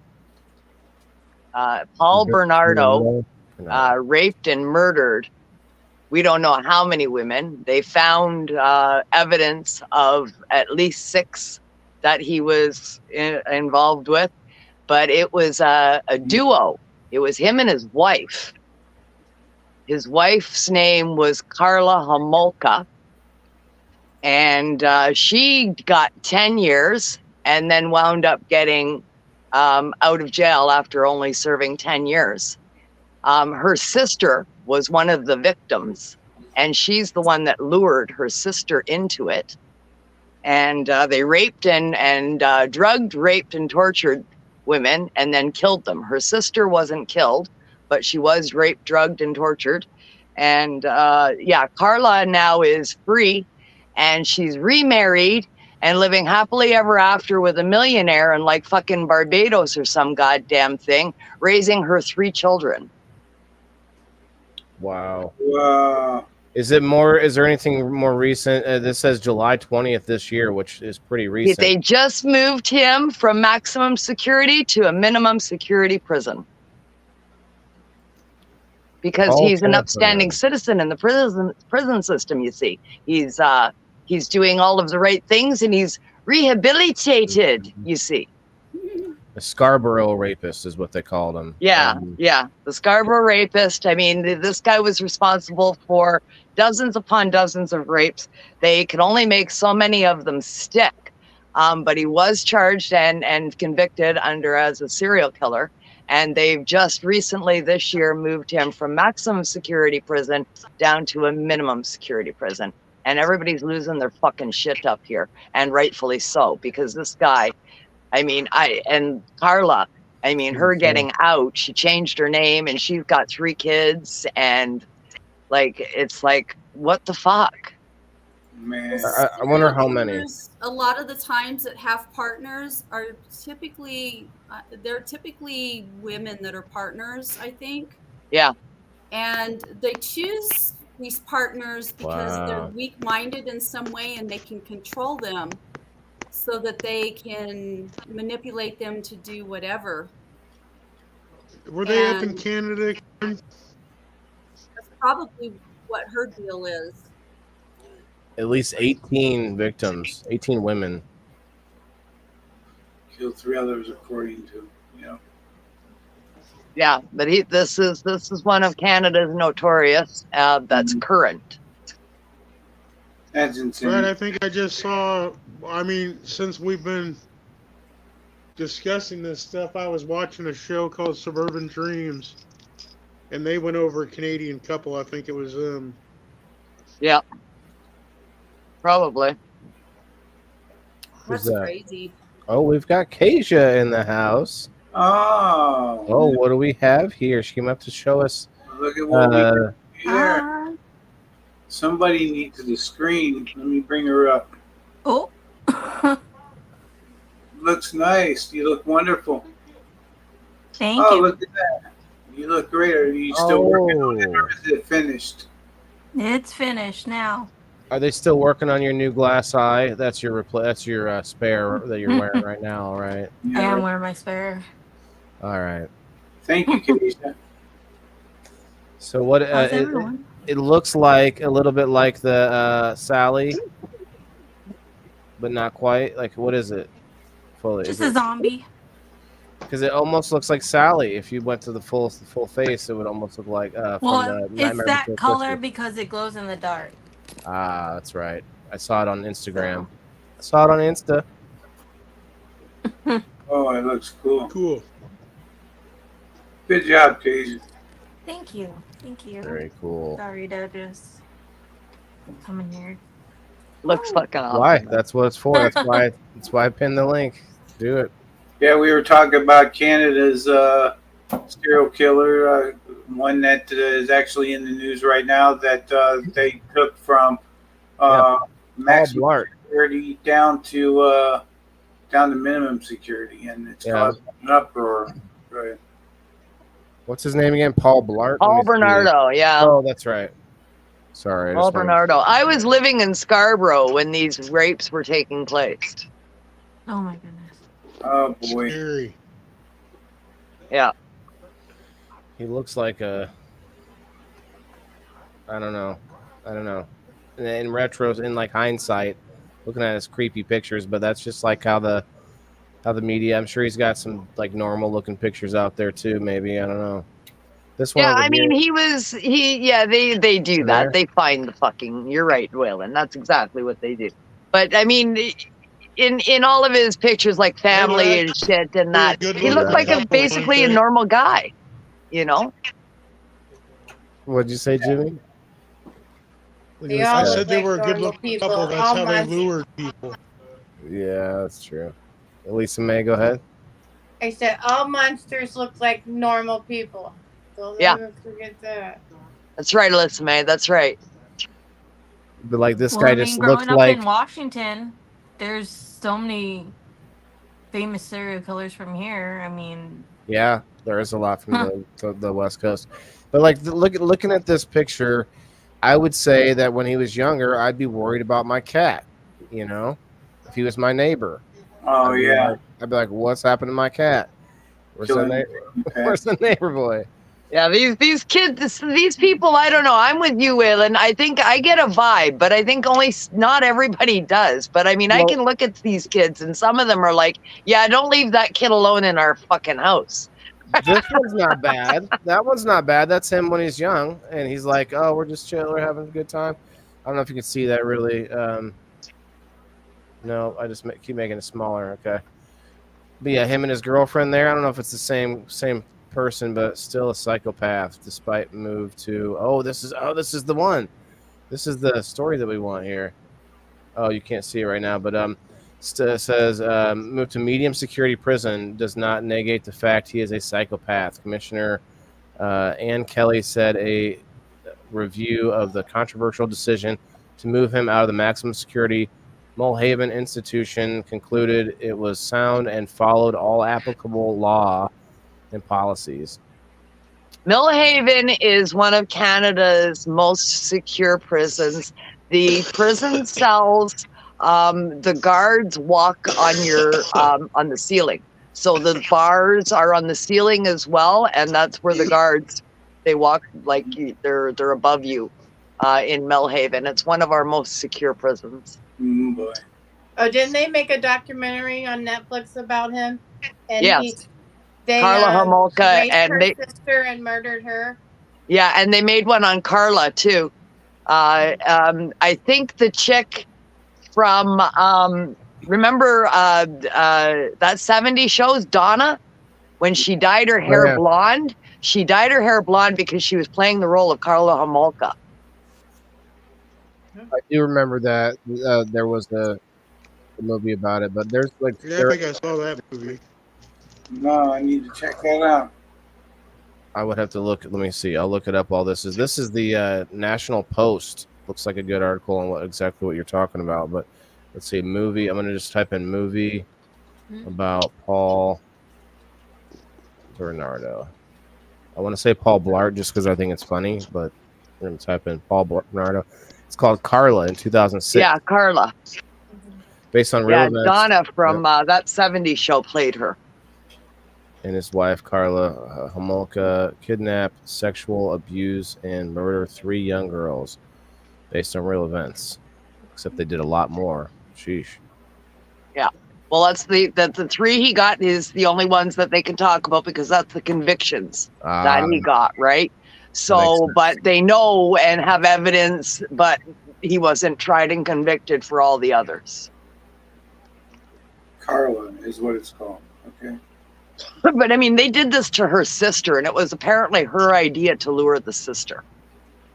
Oh shit.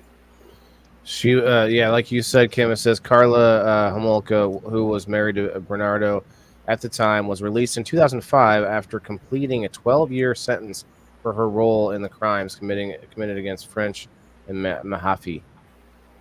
Kristen French and Linda Mahaffey. In the documentary, he was kind of controlling her, and she didn't want really nothing to do with it when her sister was there. And he started sleeping with her without Tammy. Yeah, it's just her sister Tammy. Paul Bernardo and Carla Homolsky. And when she died, she wasn't in there. She wasn't in the room. The party before the murders of teens. Like, they're pretty young, pretty there too. Damn. But being that young, how do these thoughts come into your fucking head? Right. Like, let's get together, and instead of like, oh, oops, let's just get, he gets her pregnant. Like, that's the typical what would have happened in like young, Theirs went straight to rape, torture, abuse. Fucking okay, now kill them. That's just. Oh my god. Yeah. That's horrible. And for her to be like, oh, I didn't really like. I bet you she was like somewhat interested, but. I can imagine that maybe there's a degree of her conscience telling her it was wrong, but without really being there, who knows how much of it she was into. Like, she got 12 years still for it. So she didn't try and stop it, especially after the first time it happened. She had times and opportunities in the documentary to. That's right. That's right. That's exactly right. She stuck around and did it time and time again. And like we're saying, like, that's only 3 convictions that they got in court. How many others were there in between those 3 convictions? Right. Dab time. Shocking and incomprehensible. Yeah, so they're arguing, the defense is arguing they rejected the review's conclusion, adding that there should be a different set of criteria should be applied to people who are psychopathic, and clearly he would be. But Why would they get special treatment because they're psychopathic? Not special treatment, like a different well, I forget the word they call it, but different criteria for being moved from higher security to lower security.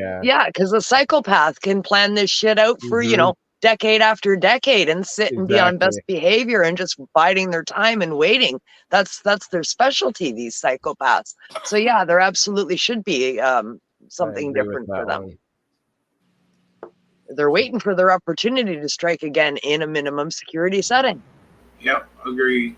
Well, they're predators. As long as they get away with it, they're planning their next one. Right. They're always planning their next one. They're predators. That's what they do. They wait for their opportunity for their prey. They're opportunistic. Look at that. Listen to this. Wow. Politicians do not determine prison terms in this country, he said. We must respect the independence of our correctional system. Oh, such bullshit. Notwithstanding the fact that many Canadians are very disappointed and may even disagree with the outcome of this review, he said in a statement. Oh, wow. What do you think, Kim? I think it's fucking bullshit is what I think. We're on the same page there. Yeah. All right. Well,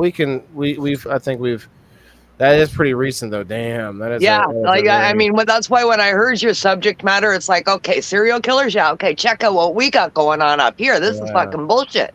Is that Hugh Hefner right there? No. Oh no. Hugh Hefner meets never mind. Just kidding. He looks like he's that a looks like guy in the parents. Yeah, that's the parents. Yeah, no offense, my man. I mean, honestly, if you're gonna get compared to anyone for fun, I wouldn't mind being that, looking like Hugh. But anyway, crazy shit, right? That is so crazy. That's so crazy. For the U.S. to top the list of the Samuel Little with 93 murders, following by Gary Ridgway with 49. What are you saying, Timothy? Oh, the list. Yeah, I had a list pulled up of like by country, and it looked like the U.S. was like the only country that ever reports any. So the number one, it says 3,204 from the United States. The second, number two, is 166, and they all go down from there, from all the other countries that are reported serial killers. And this is from 1990, I believe. Or no, actually, let me look. This is from, I don't see a date, actually. Never mind. 2023. This is 2023. So, yeah. Jimmy's having trouble again with connecting. Oh, booping. Yeah, it's a phone thing. Some phones are never going to have problems. Hey, what's up, Patrick? I tagged you, bro. We're just trying to get a little something going on up in here. Well, we got Monzat Dadan. What's up? Stopping by to say hey. Well, thank you very much.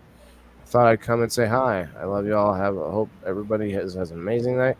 Well, thank you, Patrick, very much. There you are. I see Jimmy there. Oh, they say there's a lot of serial killers in the trucking industry. Oh, no doubt, because they travel so much.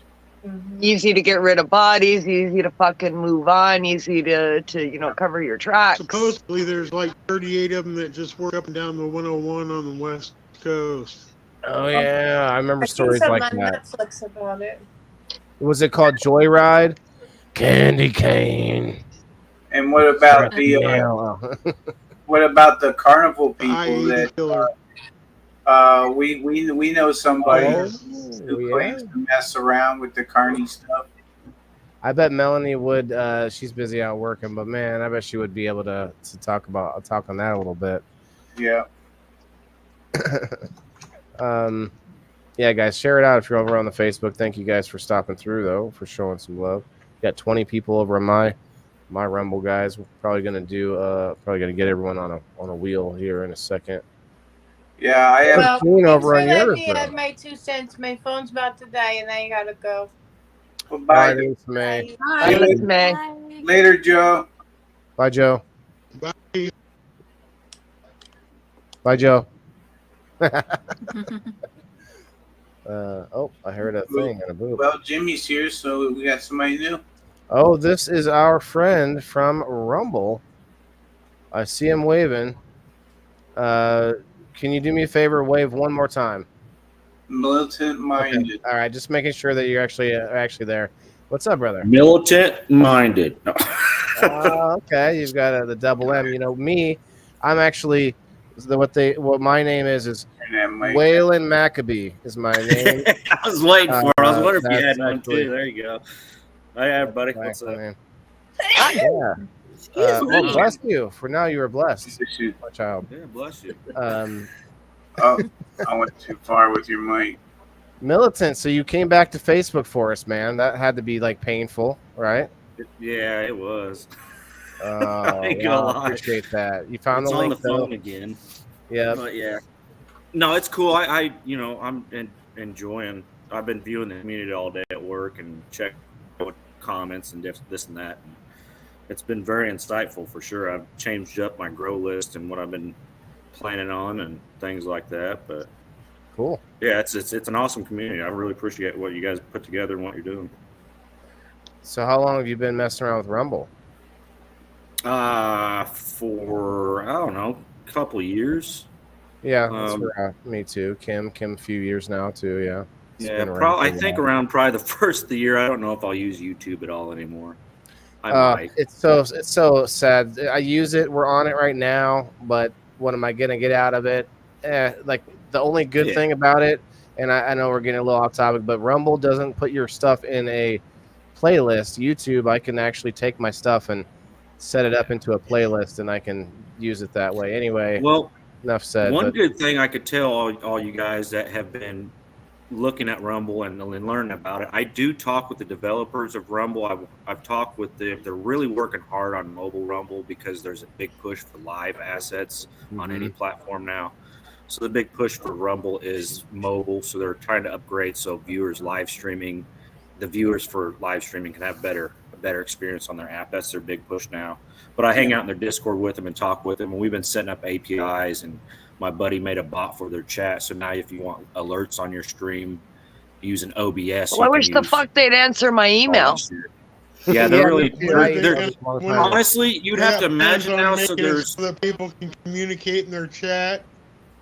Yeah, you got to imagine though. It's literally like a team of indoor farmers community, maybe like whoever's the main group here, right? Say like a dozen. I'm in a completely different network. I'm not on this network. I'm a guest right now, the same as you. I'm on a completely different network than this one. I'm on NOK. But I've been trying to get a hold of somebody there for 6 fucking months now. And I clicked the email that they tell you to use, which is a different email, just so I can set up 2 fucking links. I need 2 RSS feeds because one show ends and the next one starts. I don't have time to go into Rumble and set up a new link. Yeah. I need to be able to make 2. You done did it, bro. Both at the same time. You shouldn't have mentioned that you talk to people at Rumble. Right. It's all right. No, I don't. I do the best I can. I'm experienced with OBS, and I built PCs, and I'm a combat veteran, and I just need a second fucking feed. A lot of dumb shit I did. So they're cool guys I hang out with, and they work really hard at what they're doing. They're just saying, I love the platform. That's my only bitch is I got shows that end at 9 p.m. and another show that starts at 9 p.m. Well, I can only set up 1 feed at a time, right? So that makes it a bitch for setting up the feed for the second show. So somebody's either got to end early or start late. Yeah, it's almost like that. Yeah, at this point, I don't know how else I'm lame to that, how they set up the coding. I don't know how else you do it. Does the minute feed, does a minute video feed give you like put the 2-minute feeds back to back? Does that give you like 2 minutes enough time to, or you just can't do it, can you? Because you got. Well, no, you got to be able to put in your placeholder and your description, your title, where it's coming from.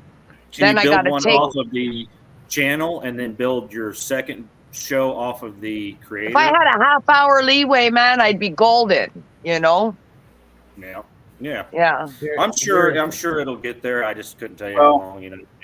they'll have it there. It doesn't matter how long it's going to be. Hopefully, they're pushing really hard because they know the backlash that YouTube's getting right now, and the better they can create the platform at this point, the more benefit they're going to reap from all this without even doing any advertising or anything, right? So they're trying super hard. Oh, absolutely.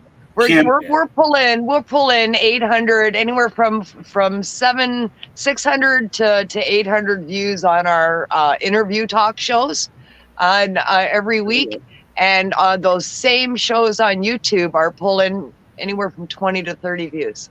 And then I pull the same numbers going to my my links as well.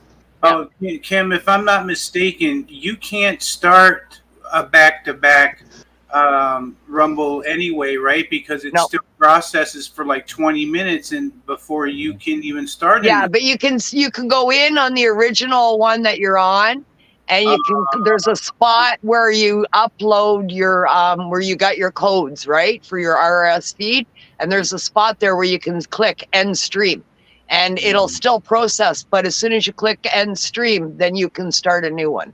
Let me clarify. Let me clarify, guys. Let me clarify. The real issue, and this is my opinion, is that Rumble puts a notification on your screen that says, "Hey, no sweat. Listen, you can't start a second one, but if you hit this email, then you get a chance. That's where you can talk to someone." Exactly, Waylon. This is my point. It's silly. Yes. They just take that away. Yes. Maybe you wouldn't feel so. Feel so ignorant doing it. And yes. be like, it's like, why are you offering me assistance and then not helping? It's like, oh, gotcha. Like that's the only real. That's really, I think, where they fall short. She's going to email them until the day there is no more email. Every fucking day. when they're calling it Z-mail, she's still going to be fucking emailing that ass. Speaking of something changing, I use Minds, and Minds has now joined the Fediverse. If you don't know what the Fediverse is, email is actually a really good way to describe the Fediverse. Imagine email, but for all of your social media data. So email, like you can email me from your Gmail to my, whatever mail, my Yahoo mail or something, right? And they work together. I don't have to download Gmail in order to get your Gmail email. So that's kind of what Fediverse is in a way. Is it sort of federizes your information, and it sort of makes it where it can be read from other places, anyone else who decides to join. And that's really cool. I'm excited for Minds. Way to go. Let's go. Cheers, everyone. Doing a dab right now of some Joe's Exotic hybrid. It's a hybrid from New Era down in East Peoria, guys. Go check them out. Cheers. Cheers. Cheers, Joe. Yeah. Cheers. So, Militant, where are you now, from? Is that East Peoria, New Era? Is that both medical and rec? Because the Pekin one is rec only. You don't get your med card discounts there or nothing. Or nothing? I asked if the East Peoria one was medical and recreational, because the Pekin one is only rec. It is, yes. It is, okay. So, Steve-O, you were asking Militant Minded, where is he from? Yeah, and is it what can we call you? Soybean capital of the world. You can call me Militant or Sam's fine. Eminem? A bunch of Sams in here, but Do we call you Eminem? Eminem's fine. Yeah, I've got that. Millie. Yeah, I've had my name. I keep this name everywhere I go, and I use it because I've had it since 2001 in Iraq playing Xbox in Iraq over land. I created this name, so I've kept it ever since. So I use it all over the place. So where's the soybean capital of the world, Sam? Yeah, Iowa. that's where I'm at. Where's that at? It ain't Iowa. It's close. Hey, so thank you. Illinois. It's Illinois. I was going to say Illinois, but I thought, no, I think it's Iowa now. That's where Steve-O is. Yeah, I said it last night, too. What part of Illinois? Well, thank you for your service, by the way. I want you to know that the Whitakers and Sir Steve-O, we definitely, we say thanks. Yeah, definitely. What part of Appreciate you Illinois? saying it. What's that? What part of Illinois? Central. Yep. Damn Really? near right in the middle of all the cornfields and soybean fields and everything around here. Central. So Up here north too. if I told you the saying, if it plays in Peoria, I'm in you might know Pekin. that saying. What? Nah. Me? No? Okay. If it plays in Peoria, it Yeah. stays in Peoria. I don't know what. If it plays in Peoria. Oh, okay, I got you. No, I've never heard that. Surprisingly. One thing I was going to come on here and tell you guys about was so when I was in Iraq, I was a 44 Bravo, which is a metal worker. I did a maintenance job. I scored high on the ASVAB, but I didn't want to do anything at a desk or goofy shit. So I did hands-on work and I did metal work and learned all that. And I went to Iraq. I signed up in the 11th month of 2001 to go into the Army. So that can tell you my mindset before I went in. But so I went to Iraq and I had prison guard duty for quite a few months. And during this prison guard duty, there was from what I understand, back then in Iraq, I'm sure you guys can remember, they had like top tier Taliban criminals they were always trying to catch, you know what I mean? They had like a top list or whatever. Well, apparently we had 2 and 3 in the place where I was guarding. And, you know, these are people that are psychopathic killers, that they have no regard for any human dignity or anything about people, especially like women and anything that comes other than men and stuff. It's a weird asset of their culture they have. But yeah, it was quite a trip to have to sit there for 12 to 15 hours a day and stare at people that you know would just kill you in a heartbeat if they could, and they're standing within arm's reach of you. And I learned a lot about myself and how much patience I had myself with them working around that prison guard too. But yeah, it reminds me of that story. What's it go hard? That story over in I think it was Guantanamo, that with all those pictures that came out where the soldiers had taken pictures with the inmates and all sorts of like degrading ways and stuff like that. It's like I feel like that would be the natural, almost like a urge in your brain when you're sitting there looking at someone like that. Like, oh, how can we humiliate this guy? Or, you know, how can I hurt this person? Maybe not. You know what I mean? Maybe in our like most animalistic parts of our brain, maybe in a general. Maybe the ladies would disagree, but you know what I'm saying? Like, there's like an urge, like, you know, I want to hurt this person. Go ahead. Yeah, I said they let the lesser thoughts win, definitely. But that was a bad situation. I don't know how you could have ever got to that point. I mean, they're in a weird setting too, in an enclosed setting, in a very, very, very weird setting. They were doing that prison guard duty. Ours is all out in the open, and like I wouldn't even want to have been inside with a lot of them people in that culture. They don't bathe like a lot of other cultures do and stuff. Like they would fight. I mean, we've got our opinions, but let's try to steer away from. You know. Yeah, I gotcha. But it's a strange environment to live, to sit and stare at people that are cold blooded and have to live with that every day and watch them. There was times we'd find weapons on them and they'd be hiding nails in their sleeves and in the collars of their shirts, and you know, there was never a time that they weren't ever trying to take us out, and you could ever let your guard down by any means. I don't know if that's a serial killer either, though. That like in the sense that we're talking about, like we've been talking about other variations too, like mass murderers and such, school shooters, and a lot of them are they fit the bill because the stupid definition just says you've killed more than 3 people or you've killed 3 people. I have to go back and look at it specifically, but I feel like the definition needs to be revised because we've all kind of seen through some of these.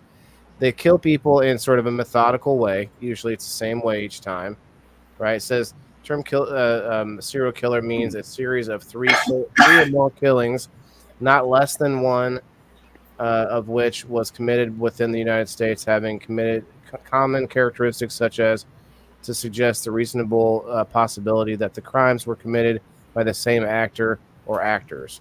That's so weird. Like that's a lot of words for nothing. Also called a serial murderer. Murders 3 or more people murders taking place over more than a month. Okay, over more than a month. Okay, that's the Wikipedia. See, there's a lot of differing definitions, I guess, but I would say that one sounds more right, like over a period of time, not. And for that over there, as far as the culture and stuff, that's a different thing altogether, man. That's 100%. 100%. Completely different scenario. I don't think you can apply a North American sort of Western ideal of what a serial killer is. I don't think that we can transplant that to any place that has been in the midst of sort of war-torn scenario going on for decades, generation after generation.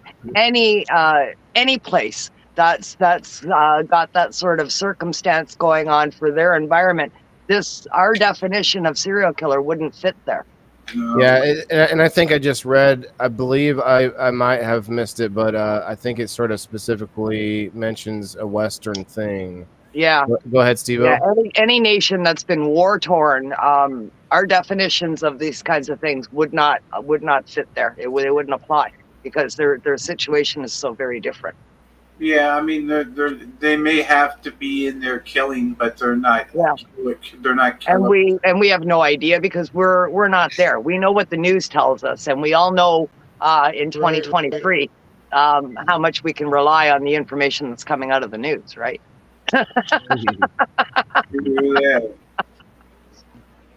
All the way.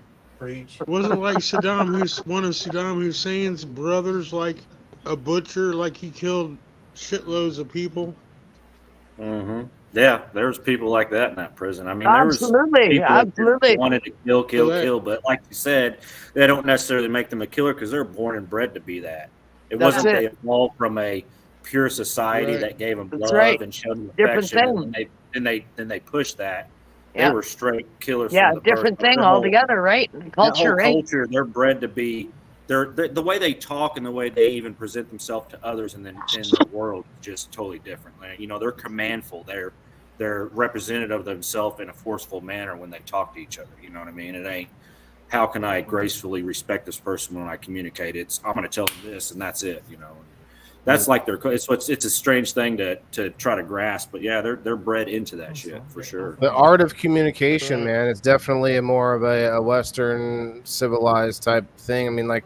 Not the art of communication, the art of conversation, where we do battle with our words, you know. And I guess in every culture you have words, and they mean things, and they can mean pretty harsh things.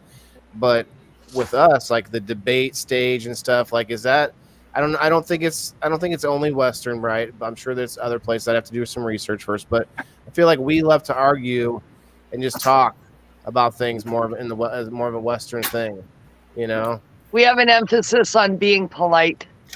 We have this emphasis on polite conversation, not, you know, and I mean, because a different culture says, no, you can be ruthless in your conversation or don't have to be polite and get the same point across. Who's to say who's right and who's wrong? That's the way they do it. That's the way we do it. Nobody's right. Nobody's wrong. That's their way. This is ours. Yeah, in some cultures, it's normal to just sit and yell at each other like. That's normal. That's normal conversation. Then everybody gets up at the end of the day, at the end of the table, and fucking we all give each other a hug and say, "Okay, we'll see you tomorrow." Yeah, there's some famous. That's normal. There's some famous videos of politicians on like their floor, their house floor, or whatever, in other countries where they literally like will kill each other. I know. I want to say, and then they go to dinner. Yeah, like they literally will. This has happened where like it erupts in a brawl on the like Congress floor, and like it's like, here I gotta buy you a beer. Sorry that I hit you with my shoe. I know I know, but that's their way, right? I mean, yeah, maybe it might be better as far as getting that out. Who the fuck knows? Right. It might be better. Yeah. I've been sitting here pondering what Kim said earlier about Russia. I bet Russia does have a shitload that they don't talk about. Yeah, the less news coverage, the less mass media. Russia's so big, I don't think that we can even fathom the vastness of Russia. And if they want to hide it, they can And then hide the war-torn part of it too. You know, you got Ukraine, all that, Czechoslovakia, and all that, with all that war going on over there with Russia all those years. Yeah. Probably some psychopaths out in the middle of the country, you know. No Psychopaths everywhere. Yeah, we're human. It that doesn't movie matter Hostel. where we're from. We're one race. We're the human race. It doesn't matter what fucking language you speak or what color your skin is because of the environment that you live in, and that's how much the sun baked you. None of that matters. We're all fucking human. And the human element, that's the thing that is universal across the board. There's psychopaths everywhere. It's part of human nature. There's this section here that talks about the difference between mass murderers and serial killers. Kind of interesting, and this is from crimesmuseum.org. It says mass murderers kill many people, typically at the same time in a single location. And we talked about that earlier, and I kind of guessed it, but this is a confirmation with some exceptions. Many mass murderers end with the death of the perpetrator as well. See, yeah, we see a lot of the serial killers. That's why we see them in the news afterwards with all these, like, their court dates and all this and that, because they end up surviving. Let's see. Either by self-infliction or by law enforcement. Okay, according to Dr. Michael Stone, professor of psychiatry, at Columbia. Mass murderers are generally dissatisfied people and have poor social skills and few friends. Generally, the motives of mass murderers are less obvious than those of serial killers, according to Stone. 96.5% of mass murderers are male, and most of them are not clinically psychotic. Rather than being a psychopath, they, like most serial killers, mass murderers tend to be paranoid individuals with acute behavior of social disorders. I mean, wow. Yeah, I don't know what psychopath is exactly, but it says, like serial killers, mass murderers also display psychopathic tendencies. Okay, so they are very similar, but not the same. Such as being cruel. Yeah, so a psychopath can be a murderer, but a murderer doesn't necessarily have to be a psychopath. Yeah. Being cruel, manipulative, and uncompassionate are things that cross over. And however, most mass murderers are social misfits or loners who triggered by some uncontrollable event. That's kind of, I think that's a mistype there. Misfits or loners who triggered by some uncontrollable event. Yeah, that's weird. Who are triggered. Yeah. They missed the word "are" probably. Yeah. But it's funny, right? Mostly men. That's why every time a chick makes is in on anything like this, it's always like huge news, right? Well, let me see if you like my definition or my reason why they don't count this. What I said was women play the long game and they just nag us to death. I say women know how not to get caught. So women are responsible for the unsolved murder. Out of with Charlize Theron. What do you think, ladies? I don't know. I mean, I think we got to chime in here, don't you? Don't you think, Keisha? Steve-O, you were saying? Go ahead, Steve-O. Women don't actually account for a lot of the solved murders because they don't get caught. And I think what it is they women account for the unsolved murders. So let's put those numbers up against each other, and then we'll see. I think Kim needs to chime in here. Let's hear from Kim and Keisha, man. Come on, girls. Let's go. I know I'm stirring it up now. Eric, I don't think I would be typing that out, bro, even in Rumble. I think women are socialized to think logically. Not think logically, but I think women are socialized differently, and women tend to have different steam valves than what men do. So women typically, it's okay for women to let out their emotions and stuff more so than what it is for men. And I think that there's probably, men are so expected to internalize a lot of the stressors that they have. So I think that maybe that plays into a Wait. part of why men typically are more inclined to kill than what women are. The other thing about socializing of women are typically more socialized to be the caregivers, of children and stuff like that, the nurturers and stuff like that.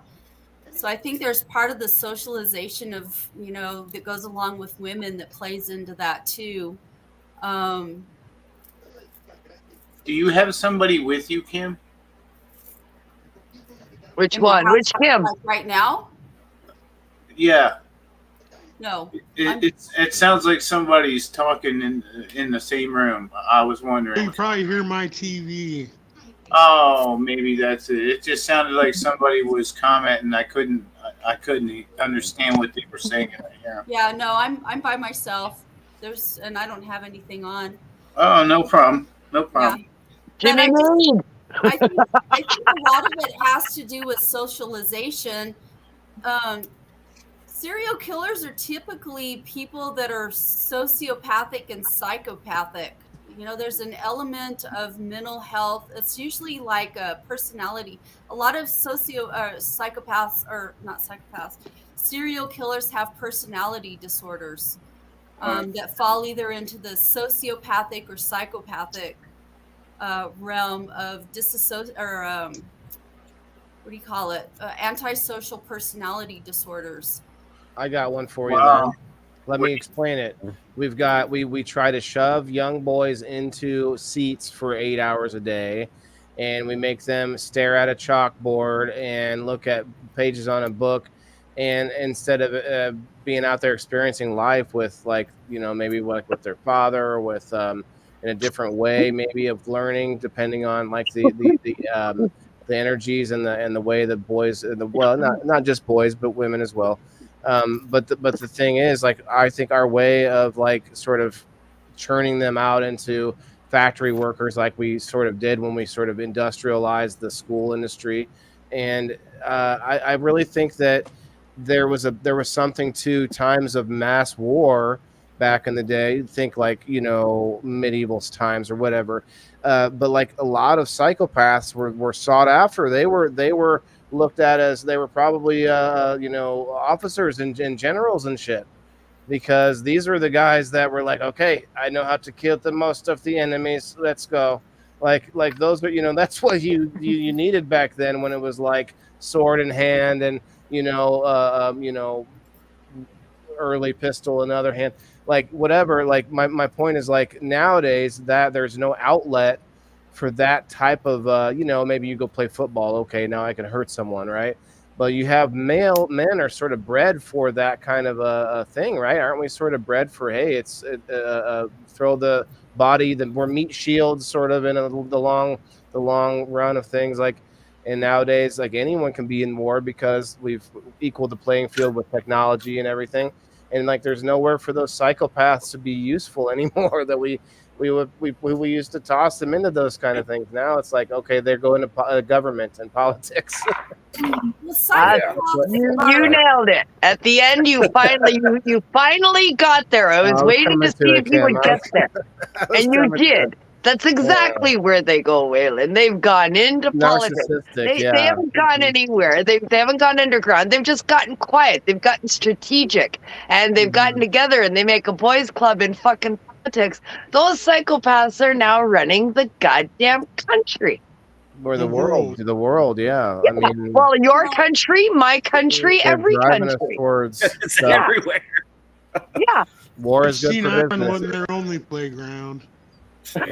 Right. Your idea of psychopath, or I guess psychopaths is what you were terming people as. Well, sociopathic people that can separate from violence, separate from murder.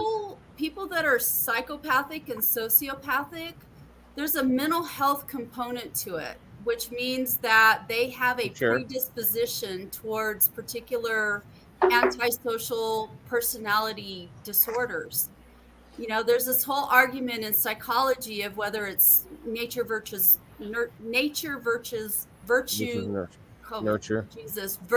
nurture.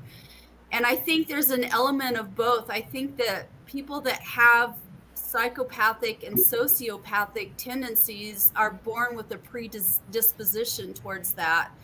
And depending on how they're nurtured, depends on, you know, what level of psychopathy comes out with that. Yeah, I would say that about a lot And of it's things, very, though. very different than a learned type of trauma that causes mental illness. Well, I'm not talking about war causing the mental illness. I mean, there are people that are predispositioned to things like war, and there are people that will be drawn to that type of thing. And if they can't do that type of thing, they end up finding like ways to, like, I want to split open animals for a while, and then they end up moving up the chain or whatever. But I'll agree with you totally on, like, there's like, you can find those tendencies and maybe nurture that, at least awareness to the person, like, say, addiction, or you can name a whole list of things, but addiction is a big one, because, like, you might have a lot of family members who have addiction. You might need to know that ahead of time, and then, hey, I can plan for that accordingly, and not try to go down that line. So yeah, I mean, I could see it be something that could make someone snap, because we see this in Jimmy brought it up, the movie Monster. The lady of the She night. was like Yeah, she raped. decides. Yeah, something. It was a trauma that ended up turning that into something that was a murder type of situation, and we see that a lot of times with rape and other situations where it's a trauma that, or a molestation as a child, and through the family and other things that can make them sort of desensitized to the point where they almost, I don't know, is snap the right word? I mean, probably not so PC anymore when someone fully. Let's hear from Kasia. Kasia, what's up? You got anything for us? Not off the top of my head, not under pressure. It's okay. All right. I But just thought I'd throw it at you once in a while. Monster walked among us. I don't know. I don't think you, personally, You disagree? Yeah. I don't think you can beat genetics. Yeah. Yeah. Right? I think when we're born, we are going to be who we're going to fucking be. And I don't think there's anything that anybody can do about that along the way. And that's just my personal beliefs with my own personal experience, shall we say, with my own children. I have, a child that was born from one set of genetics and then raised in a completely different environment. And that particular child turned out to be a carbon copy of the genetics where it came from, and had zero contact or connection with those genetics, yet turned out to be a carbon copy. So how the fuck does that happen? So in my personal experience, you can't teach it. Something about serial killers? No, well, I'm not in this particular instance. I'm just saying He's talking to the wife. overall personality set. When you print off a carbon copy of something, that copy has had zero connection or contact with the original carbon, then how does it become an identical copy without that influence? And yet it does. You're absolutely right. My best friend has a son, and he never raised him. He left. He is identical to him. And my uncle with his sons, he left. They talk the same, they act the same, but they were not right. They were not there. Zero contact. And I've got the same thing going on with one of mine. And I mean, how does that happen? So to me, in my mind, from my personal experience, we are who we are going to be at the time of our birth. And there is absolutely fucking nothing we can do about that. Well, that sounds like an absolute, Kim. Could we give a little bit both ways and say there's probably a percentage of time when something like that happens, and there's another percentage of time when it's like, where the hell did this kid come from? I know that happens. People are like, what is this really your kid? They're a copy of something else in the genetic makeup, right? That's what I'm saying. Your genetics when you're born, there's nothing you can do to change that. Like, your environment isn't I don't think has that great of an Well, effect.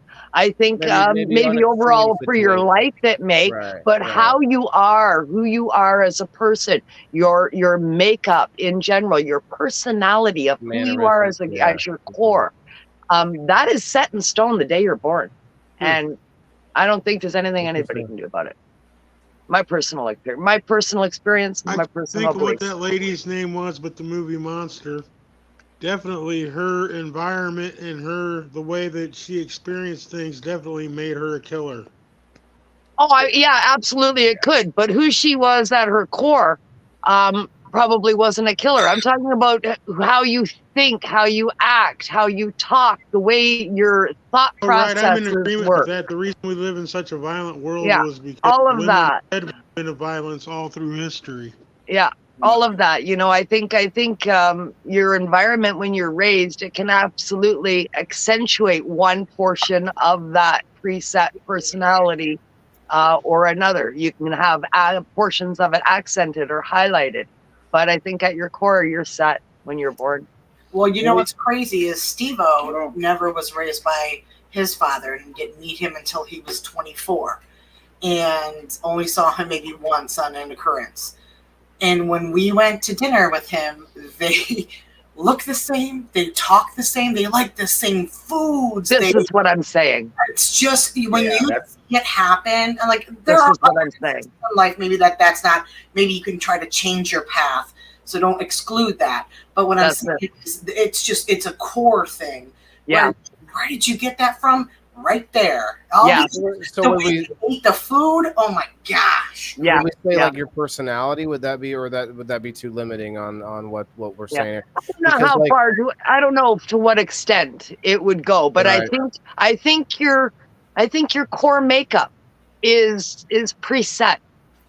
You know, and I think that's I think that's genetics, and I don't think there's anything that anybody can do about any of that. But absolutely, environment is going to highlight and accentuate certain portions of that preset personality over another.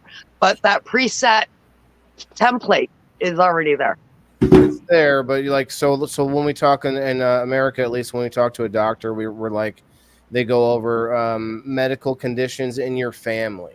And in that way, they will see what to look out for.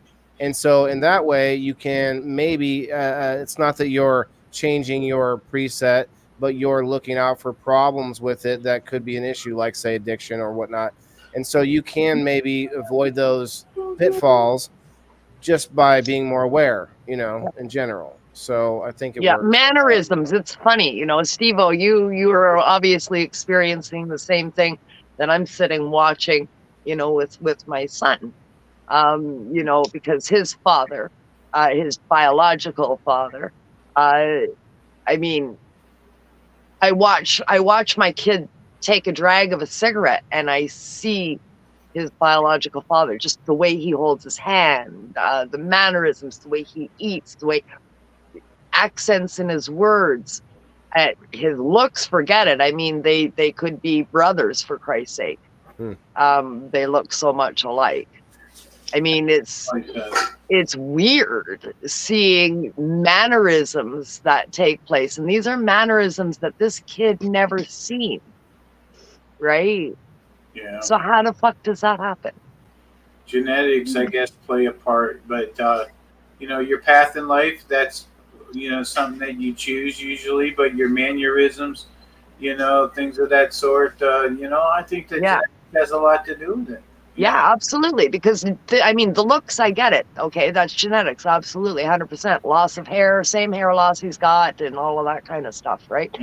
But the mannerisms, that's what's weird. The way you hold your hand, like the way you pick up a cup. How is that the same? Yeah, right. It's fucking weird. Well, there are certain traits that are genetic, like there's certain things that you're born with that are passed down from generation to generation. Maybe it's Maybelline. Your intelligence, your intelligence is genetic. Learning disabilities are genetic. Oftentimes, addiction Oh, addiction, 100%. Yeah, there's an addiction gene. I'm convinced of that. Well, you have what they call an addiction center in your brain, and there are people that are more predisposed to addictions, and it may not manifest in alcoholism or drug abuse. It may manifest in, gambling or shopaholics or whatever. Right. Addiction is being overeating or undereating. It's all addiction. So there are certain things that are genetically predisposed, but a lot of the time too, like who you are as a person is they're finding out that infants, a lot of trauma, like I had trauma in my infancy. My mom was crazy. And she wasn't always crazy, but she was crazy. She had crazy moments. And a lot of the trauma that I have is from my infancy. So if you had a parent that was around even in infancy, believe it or not, those influences imprint on children. You start learning that stuff in your infancy. That's right. They mimic everything. They mimic everything from like this time you see them to like a year and everything after that. So why wouldn't they learn from what you're responding to as well? Well, the thing about infants is that they are predisposed to learn, to pick up every single thing, every nuance of every single thing that happens around them. They pick up on, and it imprints on them. And that's nature, though. That's infants in every species on the planet. That's how we survive. That's how we learn. I mean, our instincts, we've been taught as a human society to disregard a lot of our instincts. I mean, I hear these conversations about infant and childhood trauma and stuff, and even our use of these words, trauma, infant trauma, and these kind of things. I mean, the things that are being associated as quote unquote trauma to me are preposterous. It's gone over the deep fucking end as far as I'm concerned. This isn't trauma. This is life.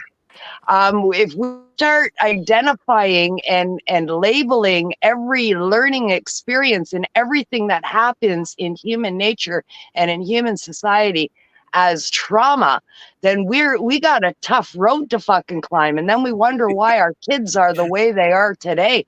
We're labeling everything as a fucking trauma. Well, and now everybody in society has to see my own experience. My mom was crazy. Yeah, absolutely. I get it. Maybe your mom was, but I'm just saying, like, this is prevalent today. My mom was crazy too. She took me to fucking Woodstock when I was 6 years old. She stole me out of my goddamn foster home and crossed the fucking United States border with me. I get it. We all had crazy. A lot of us had crazy moms. It was the time then, especially if you're my age. I'm 60 years old. Life is filled with trauma, and having radar about that at a young age, that's instinct. That tells us to learn from it. It's meant for us to learn from, not to traumatize you and to dwell on. It's to learn, hey, that's traumatic, don't fucking do that. That's radar, danger, red lights going off. Okay, learn from that. And our instincts are supposed to be honed as we age, but instead in our society we dumb them down, and we learn to trust what other people say and societal rules and this and that and the other thing. And that's where the trauma comes from, is from not paying attention to the instincts that we're supposed to be learning.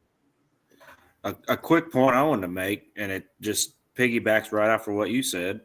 And I said this earlier on a panel, actually, to be honest with you. I told the guys there, we was talking about things in life and general religion. And it was on a topic of fears, and then we got to children, and I said, and it's true to me, and it still is now. Even after the conversation, one of the biggest fears I have is my kids not growing up without enough struggle. You know what I mean? Without anything to work for, to be challenged with, to really articulate their patience. They need to have a productive struggle. Yeah. Yeah. I mean, it's everything's a immediate gratification. Exactly. You know, for lack of a better term, everything's just everybody's gimme. Life isn't a pillow with a maid service and a fucking wait staff. Every parent is too damn susceptible to their kids getting impatient and then throwing a screen in front of them. And you get too much of that piggyback on broken homes and all that shit, and then you end up with, you know, broken people in the future. You know what I mean? It leads to broken problems. And then when you have that mixed in with a huge genetic pool, that huge genetic pool is going to spit out some serial killers when you throw that much trauma in. And then throw in, you know, the American lifestyle where it's so glamorous to be on a phone screen and have millions of followers, and then somebody that has it in their mind that I can do that, and they're not going to stop in their world until they achieve that, no matter what it costs. Then you get weird outcomes too in life. You know what I mean? And it's not to say they're achieving social status goals or anything of that nature, but just anybody in general can walk themselves into dangerous situations where they can't get themselves out of. Really, there's always going to be a lot of pitfalls and pit holes, but I think you hit the nail on the head with the family. I mean, we have a lot of people that would be otherwise psychopathic from an age when the dads were able to pull the belt out and whatnot. I'm not saying you should beat your kids, but like there's a certain amount of struggle that happens in that situation where the kid learns, okay, I stepped out of line with my sort of tribe, my genetic, my family or whatever else, however you want to put it. I stepped out of line. I'm going to get a punishment that I don't want for sure. And we don't see that as much anymore. So when you knew the belt was coming, you thought fucking twice. Right. It's that simple. I don't, I am not anti-corporal punishment at all. I think discipline has a place in every fucking home. And, don't beat your kids, obviously. But there's a time and a place for everything. Good fucking paddling on the ass, man. You know, the most embarrassing part, I believed in corporal punishment, raising my 3 kids. They're raising their children now. One is raising them with corporal punishment. One is raising them without. So there you have it. They make their own choices. We all do as we age, and none of them are harmed in any way. But they tell me today as adults, the worst part of getting spanked wasn't the spanking. It was because I made them come to me because I was injured in a car accident. I couldn't fucking chase them. So I had a broken back. And when I was recovering, if they were bad, I made them come to me. I said, no, you little shit. You fucking come here. You come here now. And they would have to come to me. And they'd lay across my goddamn knees. Man. Yeah, they have to lay across my fucking knees, and I give them a paddle. 3 whacks on the fucking ass. All right, up on your feet. Get the hell out of here. That was worse than the paddling. Was coming to me to get the fucking paddling. They're like, yes, mommy dearest. Yeah, yes, there's that whole element of self-destruction. You're just waiting to get crushed. All right, guys. That reminds me of everybody, generations before would say, I'll go get in the Switch or whatever. It's the same principle. Yeah. Well, like we've gone through this a lot of times, but it is pretty relevant in this situation. Like, hard times make hard men, hard men make soft time or easy times make soft men make hard times. God, I was going to get it right eventually, but a lot of that is going to continue. Steve-O, we're going to wrap things up as well, bro. Thanks for hanging out, Steve-O, and everybody go check him out tomorrow night on the Certified Sesh over there on the NOK Network, guys. And what time is that again, Steve-O? 6 p.m. Central Time, y'all. 6 Central, guys. But all right, you can go. We'll let anybody else want to shout anything else? Go check out Kim, the Legit Bean Review, and other Kim, the NOK Network. Guys, go Militant Minded, bro. Thanks for coming up. Definitely bring some more friends sometime. We'll get it going. Big Jim's The Pharmacy, check them out. Kasia, thank you for showing the painting. I love it. It's awesome. Zombie Kasia. Yeah, she looks great. Can we bring her up one more time? Oh, geez. Let's bring her up one more time. Yep. Let's put down Rumblers. Thank you guys. There's about 45 people watching on Rumble. Thank you. Appreciate it, everybody. Beautiful. I love it. Zombie. Cool looking. You look great. Reminds Too. me of a Picasso. Your brain's sticking out a little bit, though. Just want to let you know. But yeah, guys, great episode. Very, very fun. Steve-O, take it away, my friend. All right, everybody. Like he said, thanks for coming. Much love. We appreciate you. And check me out tomorrow night at 6 p.m. Central Time on the IWK session on the Knock Network. And everybody have a good night. And don't forget to smoke weed every day. Peace.